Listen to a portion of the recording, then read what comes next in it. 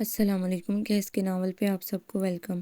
ایک خوبصورت ناول پیش کر رہے ہیں جس کا نام ہے ایک گھر ہو ایک دریچہ ہو۔ ناول کی رائٹر ہیں افشا افریدی۔ چلیے چلتے ہیں ناول کی جانب۔ زیبی کی کھلکھلاتی ہنسی مجھے کمپیوٹر روم کی طرف جاتے ہوئے کوریڈور میں ہی اپنی پوری شگفتگی کے ساتھ سنائی دے رہی تھی۔ حسب معمول میرے ماتھے پر بل پڑ گئے۔ کتنی بار اس احمق لڑکی کو سمجھایا تھا کہ یوں مردوں کے ساتھ بے تکلفی سے ہنسنے بولنے کا شغل ترک کر دے، مگر وہ بھی اپنے نام کی ایک ہی تھی۔ جھڑکیاں سنتی میری اور ہنس کر ٹال جاتی۔ ہر مرتبہ چہرے پر ایسا تاثر لاتی کہ مجھے امید ہونے لگتی ہے کہ اگلی مرتبہ صورتحال قطعی مختلف ہوگی، مگر اس کی جٹھائی کا سورج دوسرے روز بھی اس آب و تاب سے چمکتا تھا کہ بہرحال وہ اپر کلاس سے تعلق رکھتی تھی اور ایسی باتیں اس کے نزدیک قطعی بے ضرر اور معمولی تھیں، جبکہ میں اپنے خول میں بند رہ کر محض مجبوراً ہی یہ جاب کر رہی تھی۔ میرے کمرے میں داخل ہوتے ہی اس کی ہنسی کو بریک لگ گئے۔ شاید میرے وسیلے تیور اس نے بھانپ لیے تھے، لہٰذا ایک معصوم سی مسکراہٹ اس کے لبوں پر پھیل گئی۔ ہیلو دیری۔ میرے نزدیک آتے ہی اس نے مسکراہٹ ضبط کرنے کی بے ضرر سی کوشش کرتے ہوئے کہا۔ میں نے صرف سر ہلا کر اسے خفگی سے دیکھنے پر اکتفا کیا۔ چادر طے کر کے کرسی کی پشت پر ڈالی اور دوپٹہ ٹھیک سے سر پر جما کر بیٹھ گئی۔ واصف اب بھی اس کی بائیں طرف کرسی پر بیٹھا سلسلہ گفتگو وہیں سے جوڑ چکا تھا جہاں سے زیبی کے ہیلو کہنے پر ٹوٹا تھا۔ مجھے تاؤ تو بہت آیا، مگر کچھ بھی ظاہر کرنے کی بجائے میں پی سی آن کر کے فلپی ڈسک اندر ڈالنے لگی۔ زیبی کنکھیوں سے مجھے دیکھ رہی تھی، مگر میں نے انجان بننے کا بھرپور تاثر چہرے پر لاتے ہوئے انگلیاں کی بورڈ پر چلانی شروع کر دیں۔ مجھے کیا بھلے تمام عمر اجنبیوں سے گپیں لگائے یا ہنسی مذاق کرے، بھلا میرے وزن میں کون سی کمی آ جائے گی، یا اس سے اس فعل بد سے روک کر مجھے کون سا اپنا اسٹیٹس بلند کرنا ہے۔ عادت کے مطابق میں دل ہی دل میں کرتے ہوئے اپنا کام جاری رکھے ہوئے تھی۔ خیریت؟ مزاج یار کچھ برہم لگ رہا ہے۔ اسے شاید احساس ہو گیا تھا کہ میرا پیمانہ صبر لبریز ہونے والا ہے، لہٰذا واصف کو فارغ کر کے میری طرف متوجہ ہوئی۔ تم سے مطلب؟ میں نے رکھائی سے کہا۔ غصے میں ہمیشہ ہی میرا اخلاق ساتھ چھوڑ جاتا تھا۔ زیبی بلا وجہ ہی کہکہ لگا کر ہنسی تو میں نے برہمی کے اظہار پر نظروں کا زاویہ بدل لیا۔ مطلب ہے مائی ڈیئر، اسی لیے تو پوچھ رہی ہوں۔ وہ پھر گویا ہوئی۔ میں نے نوٹس نہ لیتے ہوئے ہنوز نظریں فائل پر اور انگلیاں کی بورڈ پر مرکوز رکھیں۔ بتاتی ہو یا میں مین سوئچ آف کر دوں؟ اس نے دھمکی آمیز لہجے میں کہا۔ جتنا کچھ فیڈ کیا ہے نا سب ڈیلیٹ ہو جائے گا۔ زیبی نے لپک کر پروسیسر کے بٹن پر ہاتھ رکھ دیا۔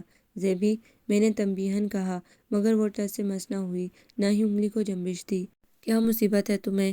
میں نے کھٹاک سے فائل بند کر کے رخ اس کی جانب موڑ لیا۔ اس کے چہرے پر فتح مندی کا تاثر ابھر آیا۔ تم نے کیوں صبح ہی صبح کونین رکھ لی ہے منہ میں؟ اس کے تغافل بھرے استفسار پر میں نے سنجیدگی سے اسے دیکھا۔ آنکھوں میں تحریر جواب پر وہ آپ ہی آپ دھیرے سے ہنس دی، پھر سرگوشیانہ انداز میں بولی، او کم آن دریا افتخار، اپنا دماغ ذرا وسیع کرو، روشن خیال بنو، آخر کو واصف ہمارا کلیگ ہے۔ وہ اپنے خصوصی انداز میں بالوں کو جھٹک کر کہنے لگی، مگر ہے تو غیر، پھر اس سے بات کرنا اور ہنسی مذاق کرنا کچھ ایسا ضروری بھی نہیں۔ میں نے رسانیت سے کہا، یہ جانتے ہوئے بھی کہ زیبی پر اس بات کا کوئی اثر نہیں ہوتا، مگر صاف گوئی سے کہہ دینا میری عادت تھی اور اپنے مزاج پر قائم رہنا زیبی کی مجبوری۔ تمہارے کام کا اس سے کوئی تعلق بھی نہیں، تم اس سے بات کیے بغیر بھی اپنی جاب جاری رکھ سکتی ہو۔ لیکن ڈیئر دریا، ہم اپنے مرد کلیگ کے ساتھ کام بھی تو کرتے ہیں۔ اس نے توجہ پیش کی۔ وہ ہماری مجبوری ہے، میں نے فوراً کہا، اور بات کرنا میرے لیے ضروری ہے۔ وہ متبسم انداز میں قدرے بے بسی سے بولی، تم تو جانتی ہی ہو کہ اگر 2 سیکنڈ زبان چلنا رک جائے تو مجھے اختلاج ہونے لگتا ہے، اور 4 سیکنڈ بعد تو شاید میں فوت ہی ہو جاؤں۔ اچھا ہی ہو، میں جل کر بولی تو اس کی مسکراہٹ گہری ہو گئی۔ میں نے فائل دوبارہ کھول لی۔ ویسے دلی، واصف اتنا برا بھی نہیں، کبھی تم بات کر کے تو دیکھو۔ وہ میرے نزدیک ہو کر قدرے رازداری سے بولی، مگر آنکھوں کی چمک میں شوخی کا رنگ واضح طور پر مجھے نظر آ گیا تھا۔ مجھے ضرورت نہیں کہ بلا وجہ ہی دوسروں سے باتیں مٹھاتی پھروں۔ جس کام کے لیے یہاں آئی ہوں وہ بخوبی پورا ہو رہا ہے۔ ویسے بھی کسی سے بات کرنے یا نہ کرنے کی وجہ سے اس کی اچھائی یا برائی نہیں، بلکہ وہ اصول ہیں جو ہمیں اپنی زندگی میں اپنانے چاہیے۔ میں روانی میں تقریر کرتی چلی گئی۔ زیبی مسکرا مسکرا کر مجھے سن رہی تھی۔ ماشاء اللہ دری، تم تو باقاعدہ واعظ ہو گئی ہو۔ ویسے سچ بتاؤ، آج کل کس مسجد میں امامت اور خطابت کے فرائض انجام دیے جا رہے ہیں؟ اس نے اشتیاق کا مظاہرہ کیا تو میرا خون کھول گیا۔ حسب عادت، فضول بکنے سے تو بہتر ہے کہ تم اپنا کام کر لو اور مجھے بھی کرنے دو۔ اپنی بات کو یوں ضائع ہوتا دیکھ کر میں نے مزید کچھ کہنے کا ارادہ ترک کیا اور دوبارہ کام میں مصروف ہو گئی۔ میرے یوں خاموش ہو جانے پر زیبی نے بھی شانے اچکاتے ہوئے توجہ کام کی طرف مبذول کر لی۔ कंप्यूटर रूम में मेरी और ज़ेबी के अलावा वासिफ और इसहाक भी काम करते थे। चूँकि ज़ेबी की आदत हर किसी से बेतकल्लुफ़ हो जाने की थी, लिहाजा इन दोनों से भी इनकी अच्छी खासी अंडरस्टैंडिंग हो गई थी, जबकि मैं सिर्फ अपने काम से मतलब रखती थी। कुछ मेरे अंदर घुलने मिलने वाले जरासीम की भी कमी थी, जिसका इंकशाफ ज़ेबी हर दूसरे तीसरे रोज़ करती रहती थी और बज़िद होती कि मैं एतराफ़ भी कर लूँ, जो कि नामुमकिन ही था। मेरे लिए आज भी ऑफ़िस के तमाम लोग सिवाय ज़ेबी के नाशना ही थे। इसे मेरी मजबूरी कह लें या आदत, मैं मर्दों से खुसूसन और नाशना लोगों से अमूमन ज़रा दूर ही रहती थी। ज़ेबी के साथ भी 3 साल से जॉब करते करते दोस्ती बहुत बढ़ गई थी। इस फर्म में मुझे ये मुलाजमत भी इसी की पीआर के बायस मिली थी, लिहाजा गाहे बगाहे वो मुझे सोशल होने की ताकीद करती रहती थी। जब एक ही जगह दो कतई मुख्तलिफ मिजाज की लड़कियां पाई जाएं तो चिमगुइयाँ होती ही हैं। लिहाजा मेरे आने के बाद वो लोग भी जो कभी ज़ेबी के इखलाक के गर्वेदा नहीं थे, अब इसकी तारीफ़ें करते नजर आते, क्योंकि मेरी आमद से माहौल में पैदा होने वाली तब्दीली काफ़ी हद तक पुरअसर थी। आज सुबह से ही तुम्हारा मूड कुछ ऑफ लग रहा है, क्या बात है, परेशान हो? लंच ब्रेक में हम दोनों अपनी अपनी टेबल से उठकर कोने वाली बेंच पर आकर बैठ जाते थे, क्योंकि वासिफ और इसहाक इस टाइम पर बाहर निकल जाते, लिहाजा मैं काफ़ी ईजी हो जाती थी। इस वक्त भी ज़ेबी मेरे लिए चाय का मग उठाकर मेरे पास मुस्तफसराना चेहरे लिए आई तो मैंने फिलफौर कुछ कहने से गुरेज करते हुए मग लबों से लगाया। तौबा, किस कदर बदमज़ा और फीकी चाय है। मैंने इसके सवाल को नज़रअंदाज करने की सही की थी। इंसान अगर डिप्रेस हो तो गुड़ भी कड़वा लगता है। डियर, तुम्हारे मुंह का जायका किसी परेशानी के बायस तल्ख हो गया है। बता दो, मैं तुम्हारी दोस्त हूँ। वो कभी कभी संजीदा होती थी। मैंने मशकूक नज़रों से इसे देखा, जाने अब भी कोई मजाक सूझ रहा हो उसे, मगर वो हकीकतन संजीदा थी। कोई ख़ास प्रॉब्लम नहीं, बस यूं ही। मुझे यकदम ही उकताहट होने लगी। कहीं फिर वही बेरी और पत्थर वाला सिलसिला तो नहीं? इसने अंदाज़ा लगाया, जो कि 100% दुरुस्त था। मैं बावजूद कोशिश के अपना चौंकना ना छुपा सकी और वो सेकंड के हज़ारवें हिस्से में सारी बात समझ गई। उफ़ वो दीदी, अब तो तुम हाँ कर दो। आज कब तक भाई के मुस्तकबिल के लिए अपना फ्यूचर दांव पर लगाती रहोगी? अरे ये उम्र ज़रा भी बढ़ गई तो कोई पूछेगा भी नहीं। ना पूछे, मैंने गुस्से से सर झटका। अल्लाह रे बेनियाजी, वो मेरे अंदाज पर जल गई। ना शुक्री मत करो लड़की और सुधर जाओ।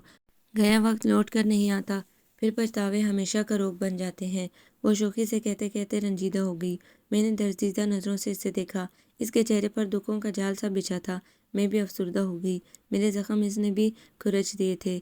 मैं जानबूझकर तो इनकार नहीं करती ज़ेबी, तुम जानती हो सैफ अभी इंटर में है और अम्मी कितनी बीमार रहने लगी हैं। अबू की वफ़ात के बाद बिस्मा की शादी के लिए जो कर्ज लिया वो अलग है। मैं इस वक्त शादी तो क्या, मंगनी करने की भी पोजीशन में नहीं। अपनी बेबसी और मजबूरी मुझे खुद दुख देती है। ज़ेबी चुप सी हो गई।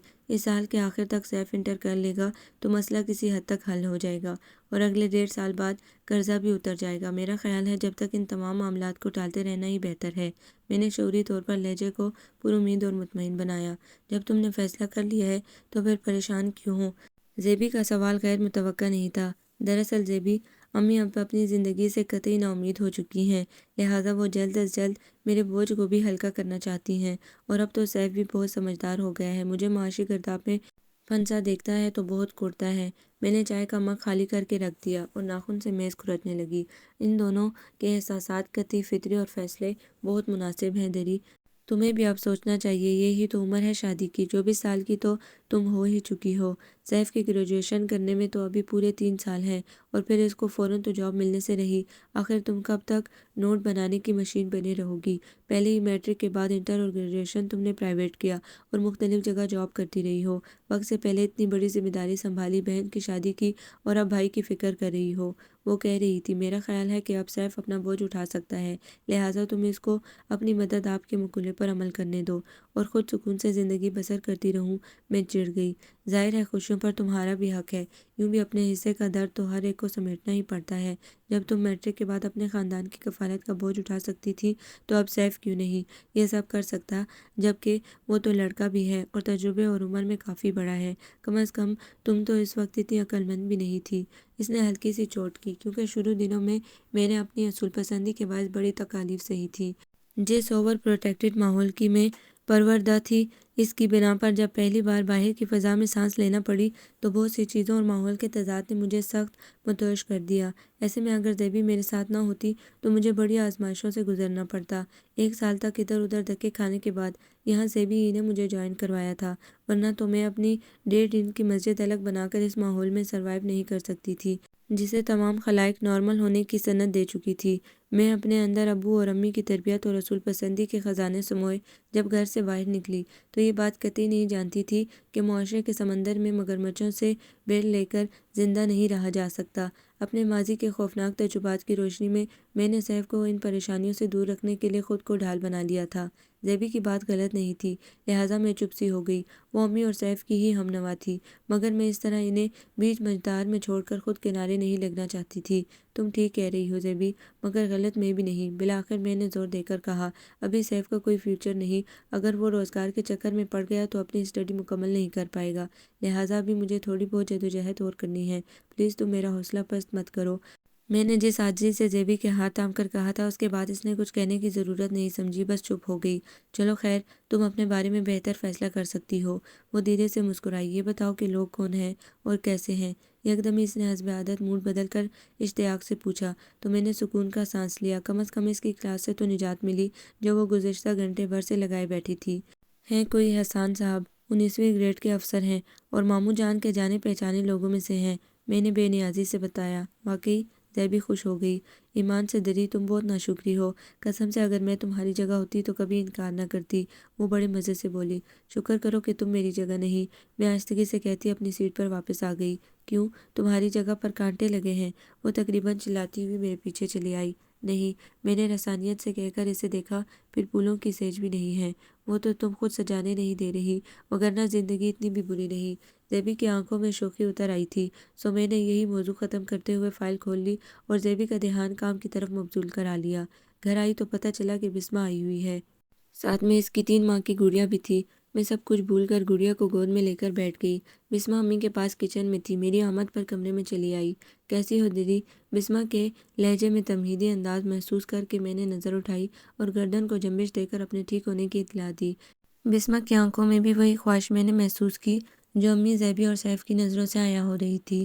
میں جھنجھلا سی گئی، گویا امی نے آتے ہی اسے بتا دیا تھا۔ بہت تھکی ہوئی لگ رہی ہو، وہ مجھے دیکھ کر آزردہ سی ہو گئی۔ ہاں، سارا دن کی بورڈ پر جھکے جھکے کمر اور گردن تھک جاتی ہے، انگلیاں الگ دکھنے لگتی ہیں۔ میں نے نرمی سے کندھے دبائے۔ اسی لیے تو امی تمہیں دیکھ دیکھ کر پریشان ہوتی رہتی ہیں۔ وہ اٹھ کر میرے پاس چلی آئی۔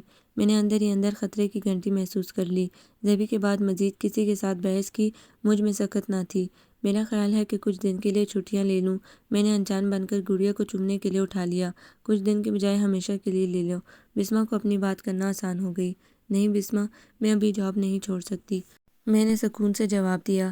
کیوں، کیا تم سے بانڈ بھروا لیا ہے فرم نے؟ وہ یکدم تیکھی ہو گئی۔ فرم نے تو نہیں، البتہ میں نے اپنے آپ سے ایک عہد کر لیا ہے کہ جب تک سیف کچھ کرنے لائق نہیں ہو جاتا میں اپنے بارے میں کوئی فیصلہ نہیں کروں گی۔ بالآخر مجھے صاف صاف بات کرنی ہی پڑی۔ دریا، تم اتنی عقل مند نہیں ہو کہ اپنے بارے میں ایسے فیصلے کر سکو۔ تم جانتی ہو کہ امی کس قدر پریشان ہیں، تمہارا انکار مسلسل انہیں مزید فکر مند کر رہا ہے۔ وہ مجھے سمجھا رہی تھی، جبکہ میں اپنے موقف سے 1 انچ بھی ہٹنے کو تیار نہ تھی۔ مجھے معلوم ہے بسمہ، مگر تم اندازہ نہیں کر سکتی کہ اس طرح سیف کا فیوچر بالکل تباہ ہو جائے گا۔ ابھی اس کے پڑھنے کے دن ہیں، میرے بعد وہ غم روزگار میں الجھ کر اپنی اسٹڈیز کی طرف توجہ نہیں دے سکے گا۔ میں مدلل انداز میں بولتی چلی گئی۔ بسمہ کے چہرے پر قائل ہونے کا تاثر تھا۔ وہ تو سب ٹھیک ہے دریا، مگر سیف خود بھی یہی چاہتا ہے کہ تم اپنے گھر بار کی ہو جاؤ۔ یہ وقت جو گزر رہا ہے اس پر نہ ہمارا اختیار ہے نہ تمہارا۔ اگر یہ بیت گیا تو سوائے پچھتاوے کے کچھ ہاتھ نہیں آئے گا۔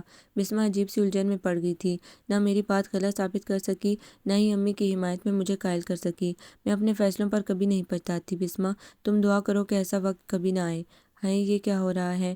امی کمرے میں آئی تو ٹھٹک گئی۔ لاڈ؟ میں نے ذرا کی ذرا آنکھیں کھولی۔ ماشاءاللہ، امی مسکرا دیں۔ بہن سے لاڈ کرتی ہو تو اس کی بات بھی مانا کرو، اب تو یہ میری بات مانے گی۔ میں نے شرارت سے بسمہ کی طرف دیکھا اور پیر پر زور دیا۔ کیوں؟ امی حیران ہوئی۔ اس لیے کہ میں اس سے زیادہ عقل مند ہوں۔ میں نے شوخی سے گردن اکڑائی۔ یہ افواہ کس نے اڑائی؟ بسمہ بدک کر بولی۔ آپس کی بات ہے، میں نے ہی اڑائی تھی، میں نے آہستگی سے رازدارانہ انداز میں کہا تو امی سمیت بسمہ بھی قہقہ لگا کر ہنس پڑی۔ ہیلو معزز خواتین، سیف نے اسی وقت اندر جھانکا۔ وعلیکم۔ ہیلو، میں نے چہک کر جواب دیا۔ اوہو، آج تو بڑے بڑے مہمان آئے ہوئے ہیں۔ سیف نے لپک کر گڑیا کو مجھ سے لے لیا۔ ہاں، آج کا دن تو واقعی بڑا خاص ہے، آخر کو 3 ہفتے بعد میری بیٹی آئی ہے۔ امی نے بسمہ کو گلے سے لگایا تو میرے اندر یکدم ہی احساس محرومی سر اٹھانے لگا۔ اپنی خواہشات پر بند باندھنا تو میرے بس میں تھا، مگر احساسات کی اس سانچ کو نظر انداز کرنا میرے دائرۂ اختیار سے باہر تھا کہ بہرطور میں بھی ایک لڑکی تھی، ایک گھر اور خوبصورت رشتوں کے حسین خواب میری پلکوں کی باڑ پھلانگ کر باوجود میری کوشش رائیگاں کے ان آنکھوں میں آ بستے تھے۔ پھر عمر میں بسمہ سے 1 سال بڑی تھی۔ اگر ابو کی بے وقت موت مجھے پیسہ بنانے اور معاشی مسائل حل کرنے کا ذمہ دار نہ بناتے تو آج بسمہ کی جگہ میں اپنے گھر ایک مختلف زندگی گزار رہی ہوتی۔ بسمہ اور امی کو اس بات کا اچھی طرح احساس تھا کہ میں عمر کے اس دور سے گزر رہی ہوں جب اپنی فطری خواہش کو نظر انداز کر کے محض دوسروں کی خاطر خود کو وقف کر دینا نہایت مشکل ہے، اور یہ تو بس میں ہی جانتی تھی کہ خواب آور فضاؤں والی اس دلکش خواب نگری میں کتنی ہی بار میں پہلے قدم سے لوٹی تھی اور کتنی بار حسرت اور تمناؤں کے غلے مجھ پر حاوی ہوئے تھے۔ خصوصاً بسمہ کی بیٹی دیکھ کر یہ خواہش اور شدید ہو جاتی ہے کہ میں بھی ایک ایسے ہی پرسکون اور مکمل گھر کی مکین بن جاؤں۔ بظاہر جتنی لاپرواہ میں نظر آتی تھی یا نظر آنے کی کوشش کرتی، حقیقتاً اس کے اشر اشیر بے نیازی مجھے چھو نہیں پاتی تھی۔ بھلا دل دھڑکنا بھول سکتا ہے یا ذہن کو سوچنے اور کھلی آنکھوں کو دیکھنے سے باز رکھا جا سکتا ہے؟ نہیں نا۔ پھر بھلا آنکھوں کو خواب بننے سے کیسے روکا جا سکتا تھا؟ صبح کول مشاعر: ایک عام سی لڑکی ہوں، بہت عام سی سوچیں ہیں، ایک گھر ہو، ایک دریچہ ہو، ایک پھول سا بچہ ہو۔ مجھے اندازہ تھا کہ امی، بسمہ، سیف اور زیبی میری خاطر کس قدر پریشان رہتے تھے۔ وہ میرے اپنے تھے، مجھے جانتے اور سمجھتے تھے۔ پھر بھلا کیوں کر میرے اندر نہ جھانک پاتے، مگر میں اپنے موقف پر ڈٹی ہوئی تھی اور بیک وقت 2 محاذوں پر لڑ رہی تھی، ایک طرف خود سے اور دوسری طرف اپنے پیاروں سے، انہی کی خاطر۔ چلو دریا، کھانا لگا لو، مجھے بھی اب بھوک لگنے لگی ہے۔ مان بسمہ کی آواز پر میں نے چونک کر سر اٹھایا اور آہستگی سے گردن کو اسبات میں جنبش دے کر اٹھ کھڑی ہوئی۔ بسمہ اور میں نے مل کر کھانا لگایا اور اس دوران میں نے اور اس نے بہت سی باتیں کی تھیں۔ میری باتیں حسب معمول آفس اور اس سے متعلق لوگوں کے بارے میں تھیں، جبکہ بسمہ گھر اور ناصر کے موضوع میں ہی مقید تھی، خصوصاً گڑیا کا ذکر کرتے ہوئے ممتا کے کتنے ہی خوبصورت رنگ اس کے چہرے کے گرد ہالہ بن کر اس کی خوبصورتی میں اضافہ کر رہے تھے۔ وہ مجھ سے چھوٹی تھی، مگر ایف اے کے بعد ہی شادی کے پکھیڑوں میں پڑ کر مجھ سے زیادہ تجربہ کار اور ایک مستند رائے کی حامل ہو چکی تھی، جبکہ میں اور میری رائے محض ایک نادان لڑکی کی رائے تھی جو زندگی کی بھٹی میں جل کر کندن نہیں بنی تھی۔ واقعی ابھی تو میں خام ہی تھی، ادھوری تھی، میری تکمیل ہونے میں ابھی جانے کتنا وقت تھا۔ بہرحال میں بسمہ کے چہرے پر ایک مکمل عورت کا عکس دیکھ کر ششدر رہ گئی۔ بسمہ، تم کتنی خوبصورت ہو گئی ہو، وہ جانے کیا کہہ رہی تھی کہ میں بلا ارادہ ہی بول اٹھی۔ اس نے میری طرف چونک کر سوالیہ انداز میں دیکھا اور پھر ایک خوبصورت قہقہ لگا کر ہنس دی۔ یہ اطلاع کیا اچانک ہی کسی فرشتے نے دی ہے تمہیں؟ وہ شوق نظروں سے مجھے دیکھ رہی تھی۔ میں خفیف سی ہو گئی۔ کیا مطلب؟ میں نے خفگی دکھائی۔ مطلب یہ کہ آج سے پہلے تو تم نے کبھی ایسی کوئی بات نہیں کی، اور اگر بالفرض محال میں تمہیں آج کے دن ہی خصوصاً اتنی اچھی لگ رہی ہوں تو بھلا 1 گھنٹے بعد تمہیں اظہار رائے کا خیال آیا؟ وہ تفصیل سے بولی۔ میں نے بڑے سکون سے اس کی بات سنی۔ بھئی تم مجھے بولنے دو تو میں کچھ عرض کروں، اتنی دیر سے میرا دماغ چاٹے جا رہی ہو۔ کیا؟ وہ چلائی۔ بھئی محترمہ ہمشیرہ صاحبہ، آج کھانا کیا لب دم ہی ملے گا؟ عین وقت پر سیف بھوک سے بے حال چلا آیا تو ہم دونوں اپنا قصہ بھول کر تیزی سے میز سیٹ کرنے لگے۔ ناصر شام کو بسمہ کو لینے آیا تھا۔ میں نے اور امی نے اسے زبردستی کھانے پر روک لیا۔ ناصر فطرتاً خاصا خوش مزاج شخص تھا، لہٰذا اس کے ساتھ ہم سب کی اچھی انڈرسٹینڈنگ تھی۔ چونکہ اس کا پروپوزل میرے لیے آیا تھا، جسے میں نے بہت زبردستی کے بعد امی سے منوا کر بسمہ کے لیے اوکے کروایا تھا۔ ناصر کی امی کو تو اس بات پر کوئی اعتراض نہیں تھا، نہ ہی ناصر معترض ہوا، مگر امی، سیف اور خصوصاً بسمہ کو اس امر پر میں نے بڑی مشکل سے راضی کیا تھا، لہٰذا شروع میں اس کے لیے کافی جھجکی، مگر جلدی اس کی سادہ دلی اور رشتوں کے لیے خلوص نے ہم سب کو بے مول خرید لیا۔ اکثر وہ مجھے اور بسمہ کو اس حوالے سے خوب چھیڑتا اور ہم دونوں کے طانے سے بڑا حظ اٹھاتا۔ گیٹ پر مسلسل بیل ہو رہی تھی۔ سیف آج امی کو لے کر ماموں کی طرف گیا ہوا تھا۔ میں چونکہ آفس سے ابھی آئی تھی، لہٰذا شاور لے کر چائے بنانے کا سوچ رہی تھی کہ بیل کی آواز سن کر چاروں ناچار باہر نکل آئی۔ السلام علیکم۔ مسز رضوان کو اپنے سامنے پا کر میں پہلی فرصت میں نروس سی ہو گئی۔ وعلیکم السلام۔ انہوں نے مجھے لپٹا کر بڑے والہانہ انداز میں پیار کیا۔ آئیے اندر بیٹھیے، مجھے کہنا پڑا۔ امی کہاں ہیں تمہاری؟ ان کا انداز بے تکلف اور مشفقانہ تھا۔ وہ تو ماموں کی طرف گئی ہوئی ہیں۔ اوہو، تو گویا میں غلط وقت پر آ گئی ہوں۔ وہ لاؤنج میں ہی رک گئی۔ نہیں نہیں, ایسی بات نہیں، آپ بیٹھیے، ہو سکتا ہے کہ وہ جلد آ جائیں۔ میں انہیں ڈرائنگ روم میں لے آئی جبکہ وہ کچھ متذبذب لگ رہی تھی۔ آپ تشریف رکھیے، میں ذرا بھی آئی۔ میں اٹھنے کو تھی کہ انہوں نے میری کلائی تھام کر دوبارہ بٹھاتے ہوئے کہا، کچھ تکلف کی ضرورت نہیں، میں تو صرف تمہاری امی کا جواب سننے آئی تھی، تم تردد نہ کرو۔ ان کی بات پر میرا سر جھک گیا۔ کتنی آس اور کتنا یقین تھا ان کے لہجے میں، جیسے امی انہیں ہاں ہی کہیں گی، جبکہ میرے انکار کے باعث امی آج کل کس قدر پریشان تھی، بلکہ اب تو یہ پریشانی مکمل ناراضگی میں تبدیل ہو چکی تھی۔ میں چائے لے کر آتی ہوں۔ ان کے والہانہ نظروں سے گھبرا کر میں نے اٹھنے کی کوشش کی۔ نہیں، چائے رہنے دو، بلکہ یوں کرو کہ کچھ مٹھائی منگوا لو، وہ شاید مذاقاً کہہ رہی تھی۔ میں نے چونک کر انہیں دیکھا اور اس وقت جانے میرے دل میں کیا سمائی کہ میں نے صاف صاف بات کرنے کا فیصلہ کر لیا۔ دراصل بات یہ ہے آنٹی کہ میں اب بھی شادی نہیں کر سکتی۔ میرا جملہ یقیناً قطعی غیر متوقع تھا اور میں سمجھ سکتی تھی کہ اس کا رد عمل کیا ہوگا۔ مسز رضوان، جن کے بیٹے کا پروپوزل میرے لیے آیا ہوا تھا، بالکل بوکھلا سی گئی۔ مجھ پر میرے گھر کی کچھ ذمہ داریاں ہیں۔ جب تک سیف کچھ کرنے کے قابل نہیں ہو جاتا، میں اپنے بارے میں کچھ سوچنا نہیں چاہتی۔ رہ گئی بات امی اور سیف کی، تو وہ تو فطری طور پر میرے بہتر مستقبل کے لیے سوچیں گے ہی، مگر میں نے بات ادھوری چھوڑ کر نظر اٹھائی۔ مسز رضوان شاید میرا مافل ضمیر سمجھ چکی تھی، اسی لیے قدرے اطمینان سے میری جانب دیکھ رہی تھی۔ میں ان کی نگاہوں سے سٹپٹا سی گئی۔ ابھی ذرا دیر پہلے والا اعتماد رخصت ہو گیا۔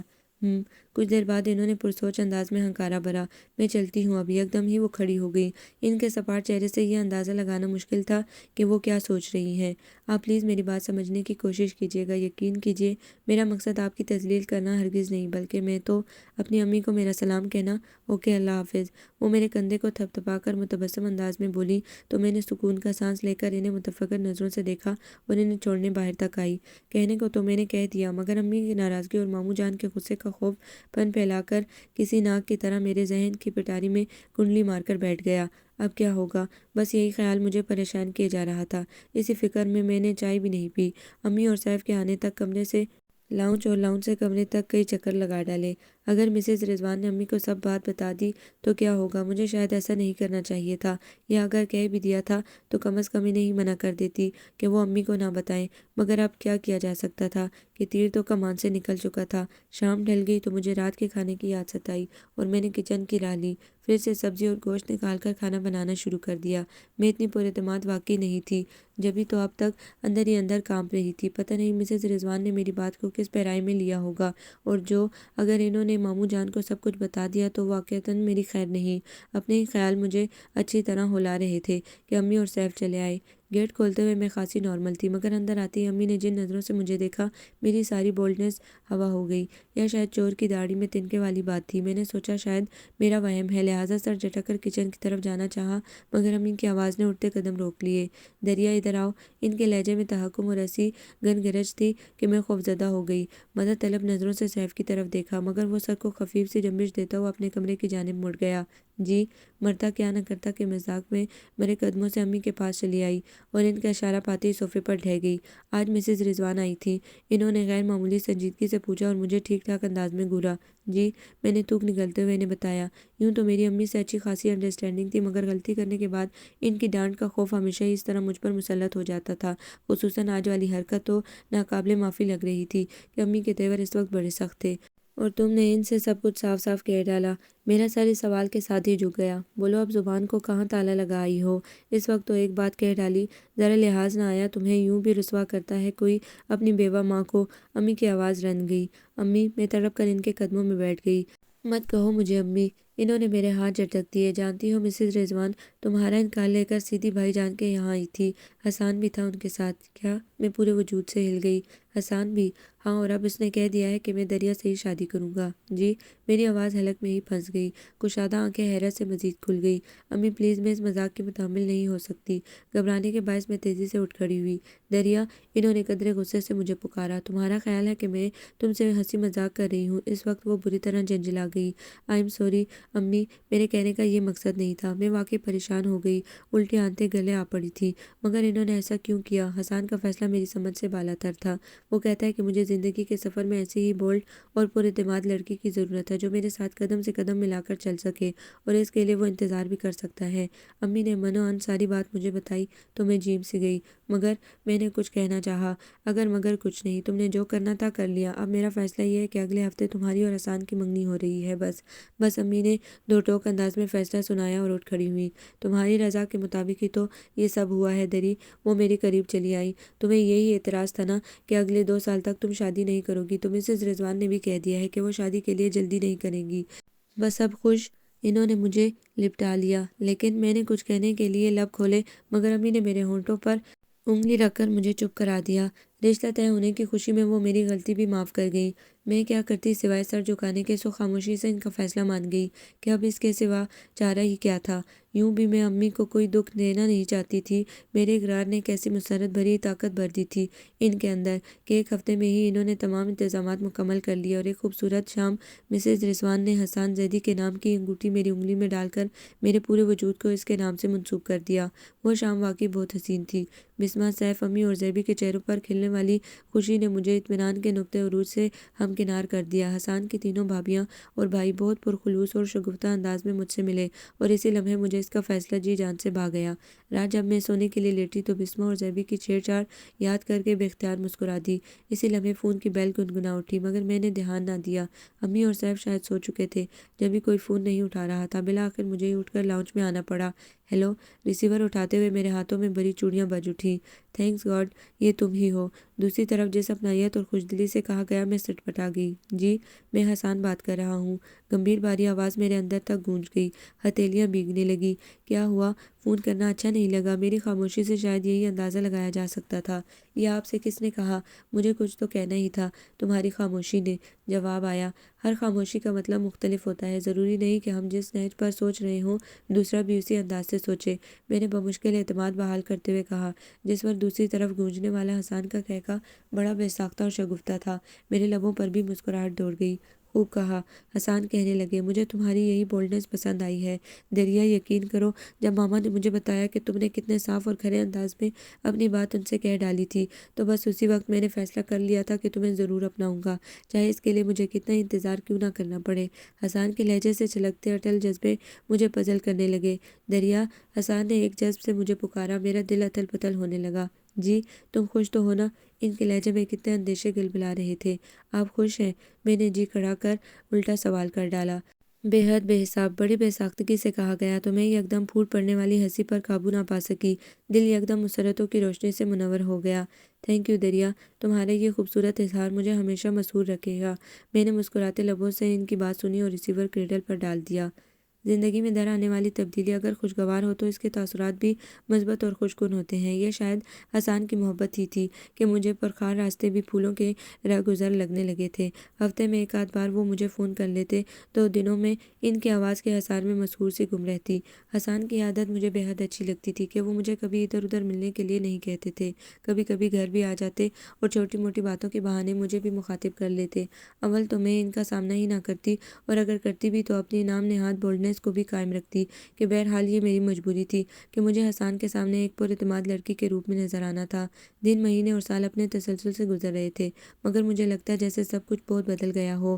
صبحیں پہلے سے بھی زیادہ روشن لگتی اور راتوں کی چاندنی کا فسوں ہمیشہ سے بڑھ کر محسوس ہوتا، جانے میری ہی احساسات بدل گئے تھے یا حقیقتاً ایسا ہو گیا تھا۔ کسی کے نام کی چادر اور محبت کا مان بھرا تحفظ کس قدر بدل گیا تھا مجھے۔ بقول زیبی، میری بدمزاجی رخصت ہو چکی تھی اور اب میں وجہ بے وجہ مسکراتی نظر آتی تھی، مگر میرا اس کی اس رائے سے متفق ہونا اتنا ضروری نہیں تھا، لہٰذا میں اس کی بات ایک کان سے سن کر دوسرے سے اڑا دیتی تھی۔ انہی دنوں جب سیف کے 3rd ایئر کا رزلٹ نکلا اور دوسری طرف میری بھی پروموشن ہو گئی تو ہم نے اس خوشی کو سیلیبریٹ کرنے کا فیصلہ کر لیا۔ گھر پر گیٹ ٹوگیدر رکھ لیتے ہیں، بسمہ نے کہا۔ زیبی آج اتفاقاً میرے ہی گھر آ گئی تھی، لہٰذا دونوں اپنی رائے دے رہی تھی۔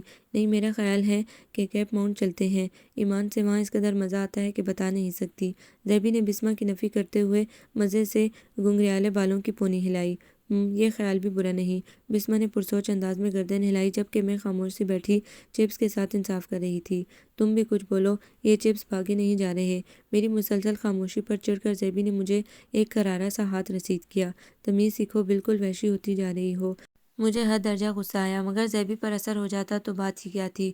میری خشمگی نگاہوں کا اس نے ذرا بھی نوٹس نہیں لیا۔ مگر تم سے بہتر ہوں، کم از کم آنکھیں اور کان کھولے رکھتی ہوں، وہ چٹک کر بولی تھی۔ دفع کرو اسے، میرا تو خیال ہے کہ ہم خود ہی پروگرام سیٹ کر لیتے ہیں۔ بسمہ نے میری عدم توجہی محسوس کر کے ان دونوں کو مخاطب کیا۔ اور سیف کو اپنا خیال بتا دیا۔ اور آپ کا کیا خیال ہے مس زیب الرحمان؟ اس نے رخ زیبی کی جانب موڑا۔ مسز زیب الرحمان؟ زیبی نے فوراً تصدیق کی۔ او ہاں، میں بھول گیا تھا۔ سیف یکدم سنجیدہ ہو گیا۔ بسمہ اور میں بھی چپ سے رہ گئے۔ میرا خیال ہے ساحل پر چلتے ہیں۔ زیبی خاموشی محسوس کرتے ہی اپنے مخصوص سادہ اور دلچسپی کا مظاہرہ کرنے والے انداز میں بولی، تاکہ ماحول میں موجودہ کشیدگی دور ہو سکے۔ Okay done. سیف نے فوراً حامی بھری۔ تو میں اور بسمہ اسے امی کے اعتراض اور حالات کا حوالہ دیتے رہ گئے، مگر اس نے سب سنبھال لوں گا کہہ کر بات ختم کر دی۔ امی کو اس نے بمشکل راضی کیا اور اس سلسلے میں اسے ناصر کی مدد بھی لینی پڑی۔ تب کہیں جا کر امی مانی۔ وہ شام بے حد خوشگوار تھی۔ جب ہم سب ساحل پر گئے تھے، بسمہ کے ہاتھ میں بڑا ذائقہ تھا، سو اس نے ہی بریانی اور میکرونیز بنائے تھے۔ زیبی کو صرف کیک بنانا آتا تھا، لہٰذا بریک فاسٹ کیک بیک کیا گیا۔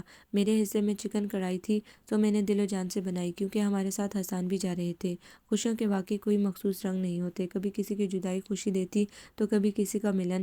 حسان کی سنگت کا خیال ہی میری اصل خوشی تھا، جسے بسمہ اور زیبی دونوں نے محسوس کیا، اور پورا دن وہ مجھے چھیڑتی رہیں۔ اس پر مستزاد سب سے پہلے حسان ریفریشمنٹ کا سامان اور پھلوں کے علاوہ جانے کیا علم قلم اٹھا لائے۔ اس وقت تک ناصر بھی نہیں آیا تھا۔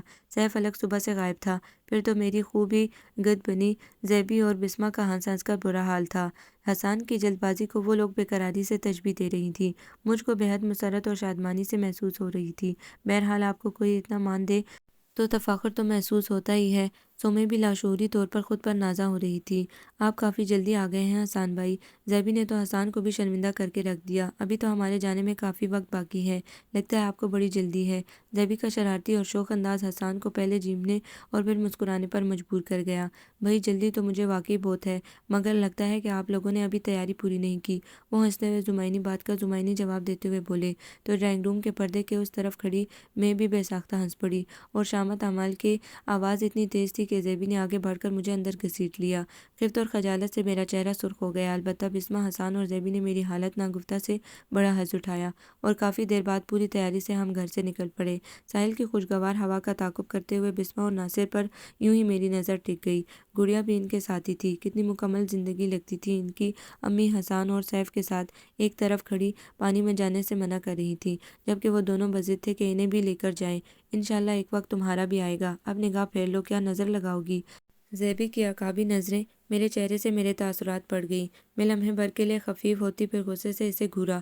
فضول باتیں ذرا کم کیا کرو۔ تمہارا کیا خیال ہے کہ میں اپنی بہن کی خوشیوں کو نظر لگانا چاہتی ہوں؟ میرے لہجے میں خود بخود تعصب پھوٹ کر آیا۔ میرے خدا! زیبی نے سر پیٹ لیا۔ ارے بابا، مذاق کر رہی تھی میں۔ تم یہ ذرا ذرا سی بات پر بچوں کی طرح رونا چھوڑ دو۔ ان کا انداز ہمیشہ کا سادہ اور جاندار تھا۔ میں پرسکون ہو گئی۔ نظر لگانے کے لیے تمہیں ایک انتہائی ہینڈسم شخص مل تو گیا ہے، پھر ادھر ادھر دیکھنے کی کیا ضرورت ہے؟ وہ شرارت سے ہنسی تو میں نے لاشعوری طور پر فوراً رخ موڑ کر حسان کی جانب دیکھا۔ وہ اس وقت مجھے ہی دیکھ رہے تھے۔ نظریں ملی تو میں نے پلکیں جھکانے میں پہل کر لی۔ لو بھائی، وہ تو یہیں چلے آ رہے ہیں۔ اس سے پہلے کہ مجھے یلو کارڈ دکھایا جائے، میں اٹھ جاتی ہوں۔ حسان کو اپنی طرف آتا دیکھ کر زیبی کچھ یوں بولی جیسے واقعی اسے وہاں سے اٹھا دیا جائے گا۔ زیبی رکو! اور اس سے پہلے کہ میں اسے روکتی، وہ آرام سے پتھروں کو پلانگتی، سر پر کیپ جمائے گھنگریالے بالوں کو بمشکل قید کرتی، سیف کے ساتھ مل کر امی کو زبردستی پانی میں لے جانے لگی۔ بیٹھ سکتا ہوں؟ حسان کے مہذب سے انداز پر میں نے سر کو خفیف سی جنبش دی، گو کہ دل بری طرح دھڑک رہا تھا، مگر میں یوں ہی امی پر نظریں جمائے بیٹھی رہی۔ ویسے شکل میری بھی کچھ بری نہیں، حسان نے بظاہر بڑے سادہ انداز میں کہا تھا، مگر میں بات کو سمجھ کر ہنس پڑی۔ میں نے کب کہا؟ ریت پر انگلی سے اپنا نام لکھتے ہوئے میں نے ذرا کی ذرا نظر اٹھا کر انہیں دیکھا۔ کہا تو نہیں، مگر وہ بقول شاعر کیا خوبصورت شعر ہے۔ ضروری تو نہیں لبوں سے کہہ دوں داستاں اپنے، صبح ایک اور بھی ہوتی ہے اظہار تمنا کی۔ شعر خوبصورت بھی تھا، اور پھر سنانے والے کا انداز اور شخصیت اتنی معنی خیز تھی کہ میں ہونٹ چبا کر مسکرانے لگی۔ اس شعر کا دوسرا مصرع بہت وسیع معنی رکھتا ہے، اسے میری طرف سے سمجھ لیجیے۔ میں نے قدرے محجوب انداز میں اپنا نام ریت پر لکھ کر ہاتھ جھاڑتے ہوئے کہا، تو حسان نے بے حد خوبصورت انداز میں مسکراتی نظریں مجھ پر جمائیں اور بولے، اوکے، اگر ایسا ہے تو بھی برا نہیں، اور میرے نام کے ساتھ ہی اپنا نام ریت پر لکھ کر ایک گہری نظر مجھ پر ڈال کر اٹھ گئے، اور ذرا دیر بعد ہی وہ بھی ناصر اور سیف کے ساتھ خوشگپیوں میں مصروف ہو چکے تھے، اور اب میری نظریں حسان کا حصار کرتے ہوئے ایک گھر اور ایک دریچے کا خواب بننے میں مہو تھی، اور شاید یوں ہی مہو رہتی اگر بسمہ کا معنی خیز اور شوخی سے بھرپور کنکھارنا مجھے اپنی جانب متوجہ نہ کر لیتا۔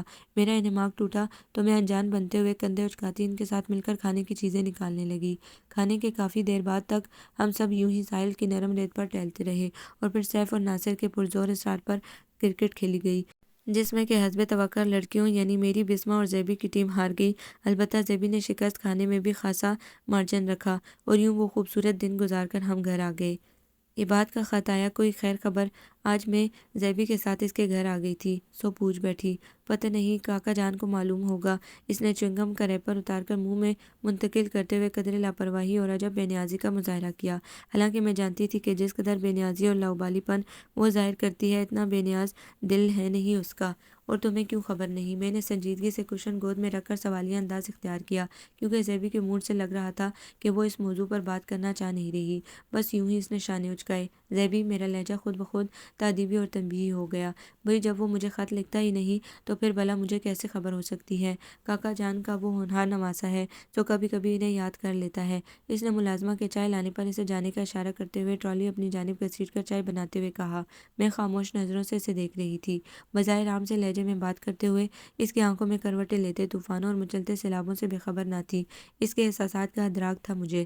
میں سمجھ سکتی تھی کہ اپنے شوہر کی بے نیازی کس قدر پناہ کے احساسات پیدا کرتی ہے عورت کے اندر، مگر زیبی سب کچھ مخفی رکھنے اور خود کو دوسروں کی نظروں سے پوشیدہ رکھنے پر ہمیشہ کمر بستہ رہتی تھی۔ اب یہ الگ بات کہ اس صحیح حاصل میں وہ کم ہی کامیاب ہوتی، کم از کم میرے سامنے۔ چائے کا مگ پکڑو، میرا چہرہ اخبار نہیں کہ اسے اتنی توجہ سے پڑھا جائے۔ اس نے مگ میرے ہاتھ میں زبردستی تھمایا۔ تم کوئی اسٹیپ کیوں نہیں لیتی زیبی؟ ایک سپ لے کر بالآخر میں رہ نہ سکی اور کہہ بیٹھی، کیا کروں؟ وہ دونوں ہاتھ گود میں رکھ کر پوری توجہ سے میری طرف استفہامی نظر جماتے ہوئے بولی، تو میں لہجہ بھر کے لیے چپ سی رہ گئی۔ تم یہ بات سے کہو کہ میں خود اٹک گئی۔ زیبی کے لبوں پر ایک زخمی مسکراہٹ کھیل گئی۔ مجھے اس کا پرسکون مگر اندرونی اضطراب مخفی رکھتا انداز بے طرح شرمندہ کر گیا۔ مجھے لڑکھڑاتا دیکھ کر وہ خود ہی کہنے لگی، عباد سے کہوں کہ وہ مجھے رخصت کر کے اپنے ساتھ لے جائے، یا پھر کاکا جان سے کہوں کہ وہ مجھے جلد از جلد میرے شوہر کے ساتھ رخصت کرا دیں، اور اگر وہ اس امر پر راضی نہیں تو اس کے ساتھ جبر کریں، اسے بلیک میل کریں کہ وہ ان کی محبت کی لاج رکھتے ہوئے مجھے مجبوراً اور ان کی شفقت کے واسطے اپنا لے۔ وہ بڑی بے دردی سے کہے گئی، بلکہ صفاقی سے مجھے دیکھتی بھی رہی۔ Zebi, I don't mean to say what. میں نے اس کا طنز بری طرح محسوس کیا، مگر اس کا ہاتھ تھپتھپاتے ہوئے محبت سے بولی، مجھے اندازہ تھا کہ مجھے یہ بات نہیں کہنا چاہیے تھی۔ بھلا وہ لڑکی ہو کر ایسے معاشرے میں جہاں دستور زباں بندی محض عورت ذات کے لیے مختص کر دیا گیا ہو، کیا کہہ سکتی تھی؟ میں صرف یہ کہنا چاہ رہی تھی کہ کم از کم عباد سے اتنا تو پوچھو کہ آخر وہ کیا چاہتا ہے۔ 9 سال ہو گئے ہیں تمہارے نکاح کو، اب تو اسے اپنا اندیہ صاف ظاہر کر دینا چاہیے، چاہے اس کا ارادہ پازیٹیو ہو یا نیگیٹو۔ میں قدرے توقف کے بعد آہستگی سے کہنے لگی، اس طرح تمہیں انتظار کی سلیب پر کب تک لٹکنا ہوگا؟ ہم دونوں کی چائے پڑی ٹھنڈی ہو رہی تھی، جب تک اس کے انتقام کی آگ ٹھنڈی نہیں ہو جاتی۔ زیبی زہر خند لہجے میں بولی، مگر اب تو اس بات کو سال سال بیت گئے ہیں زیبی۔ آج سے 10 سال پہلے تمہاری ممی نے اس کے رشتے کو انکار کیا تھا، مگر بعد میں کاکا جان کے کہنے پر حامی بھی تو بھر لی تھی۔ آخر وہ اس بات کو کب تک بنیاد بنا کر تمہیں اذیت دیتا رہے گا؟ میرا لہجہ تیز ہو گیا۔ پتہ نہیں دری، زیبی نے گہرا سانس خارج کیا۔ بعض انسان محض دوسروں کے فیصلوں کی سلیبیں اٹھانے کے لیے پیدا ہوتے ہیں، کسی کے فیصلے کا پابند ہو کر کفارہ ادا کرتے ہیں اپنے ناکردہ گناہوں کا، اور میں بھی انہی لوگوں میں سے ہوں۔ میں اس کی صاف گوئی پر حسب معمول خاموش رہ گئی۔ ممی کی ڈیتھ کو پورے 4 سال ہو گئے، مگر یہ بات کہ دل کی گرہ نہیں کھلتی۔ پچھلے سال پاپا کے ہارٹ فیل کی خبر پر بھی اس نے مجھے تعزیت کا کوئی خط ارسال نہیں کیا، کوئی کال، کوئی کانٹیکٹ نہیں کیا۔ تم بتاؤ میں اس سے کیا امید رکھوں؟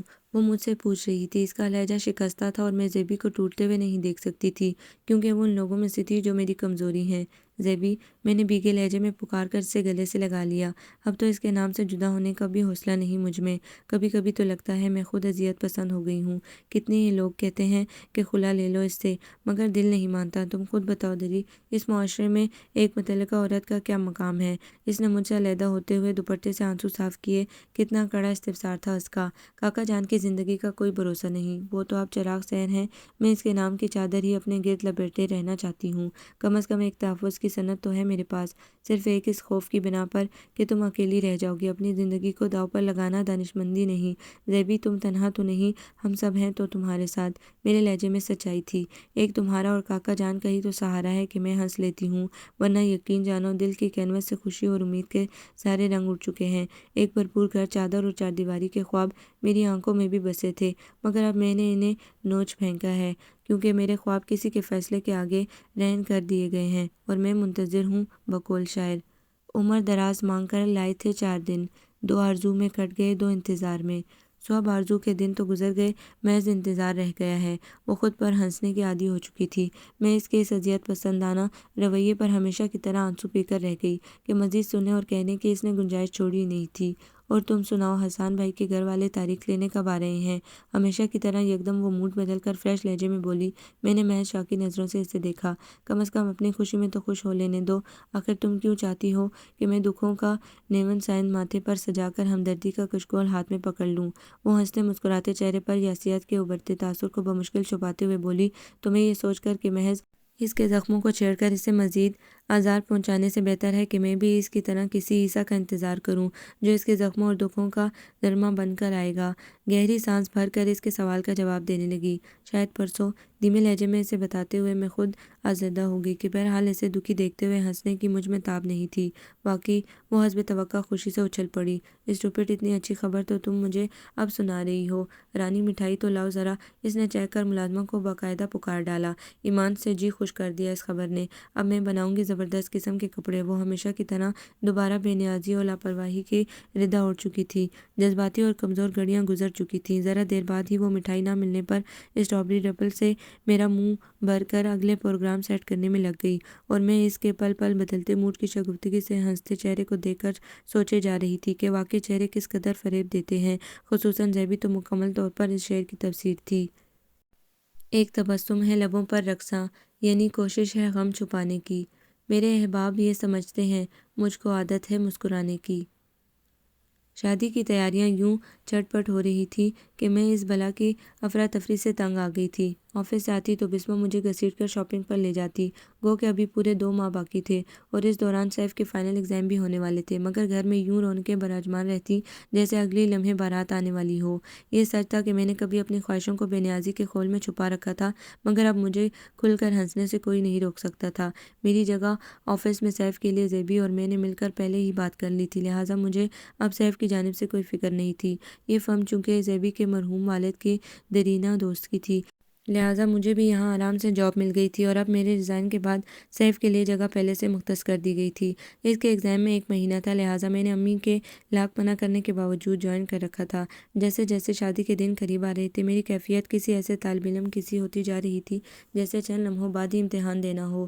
سوال نامہ میری مرضی کے خلاف بھی اور مرضی کی مناسبت سے بھی ہو سکتا تھا۔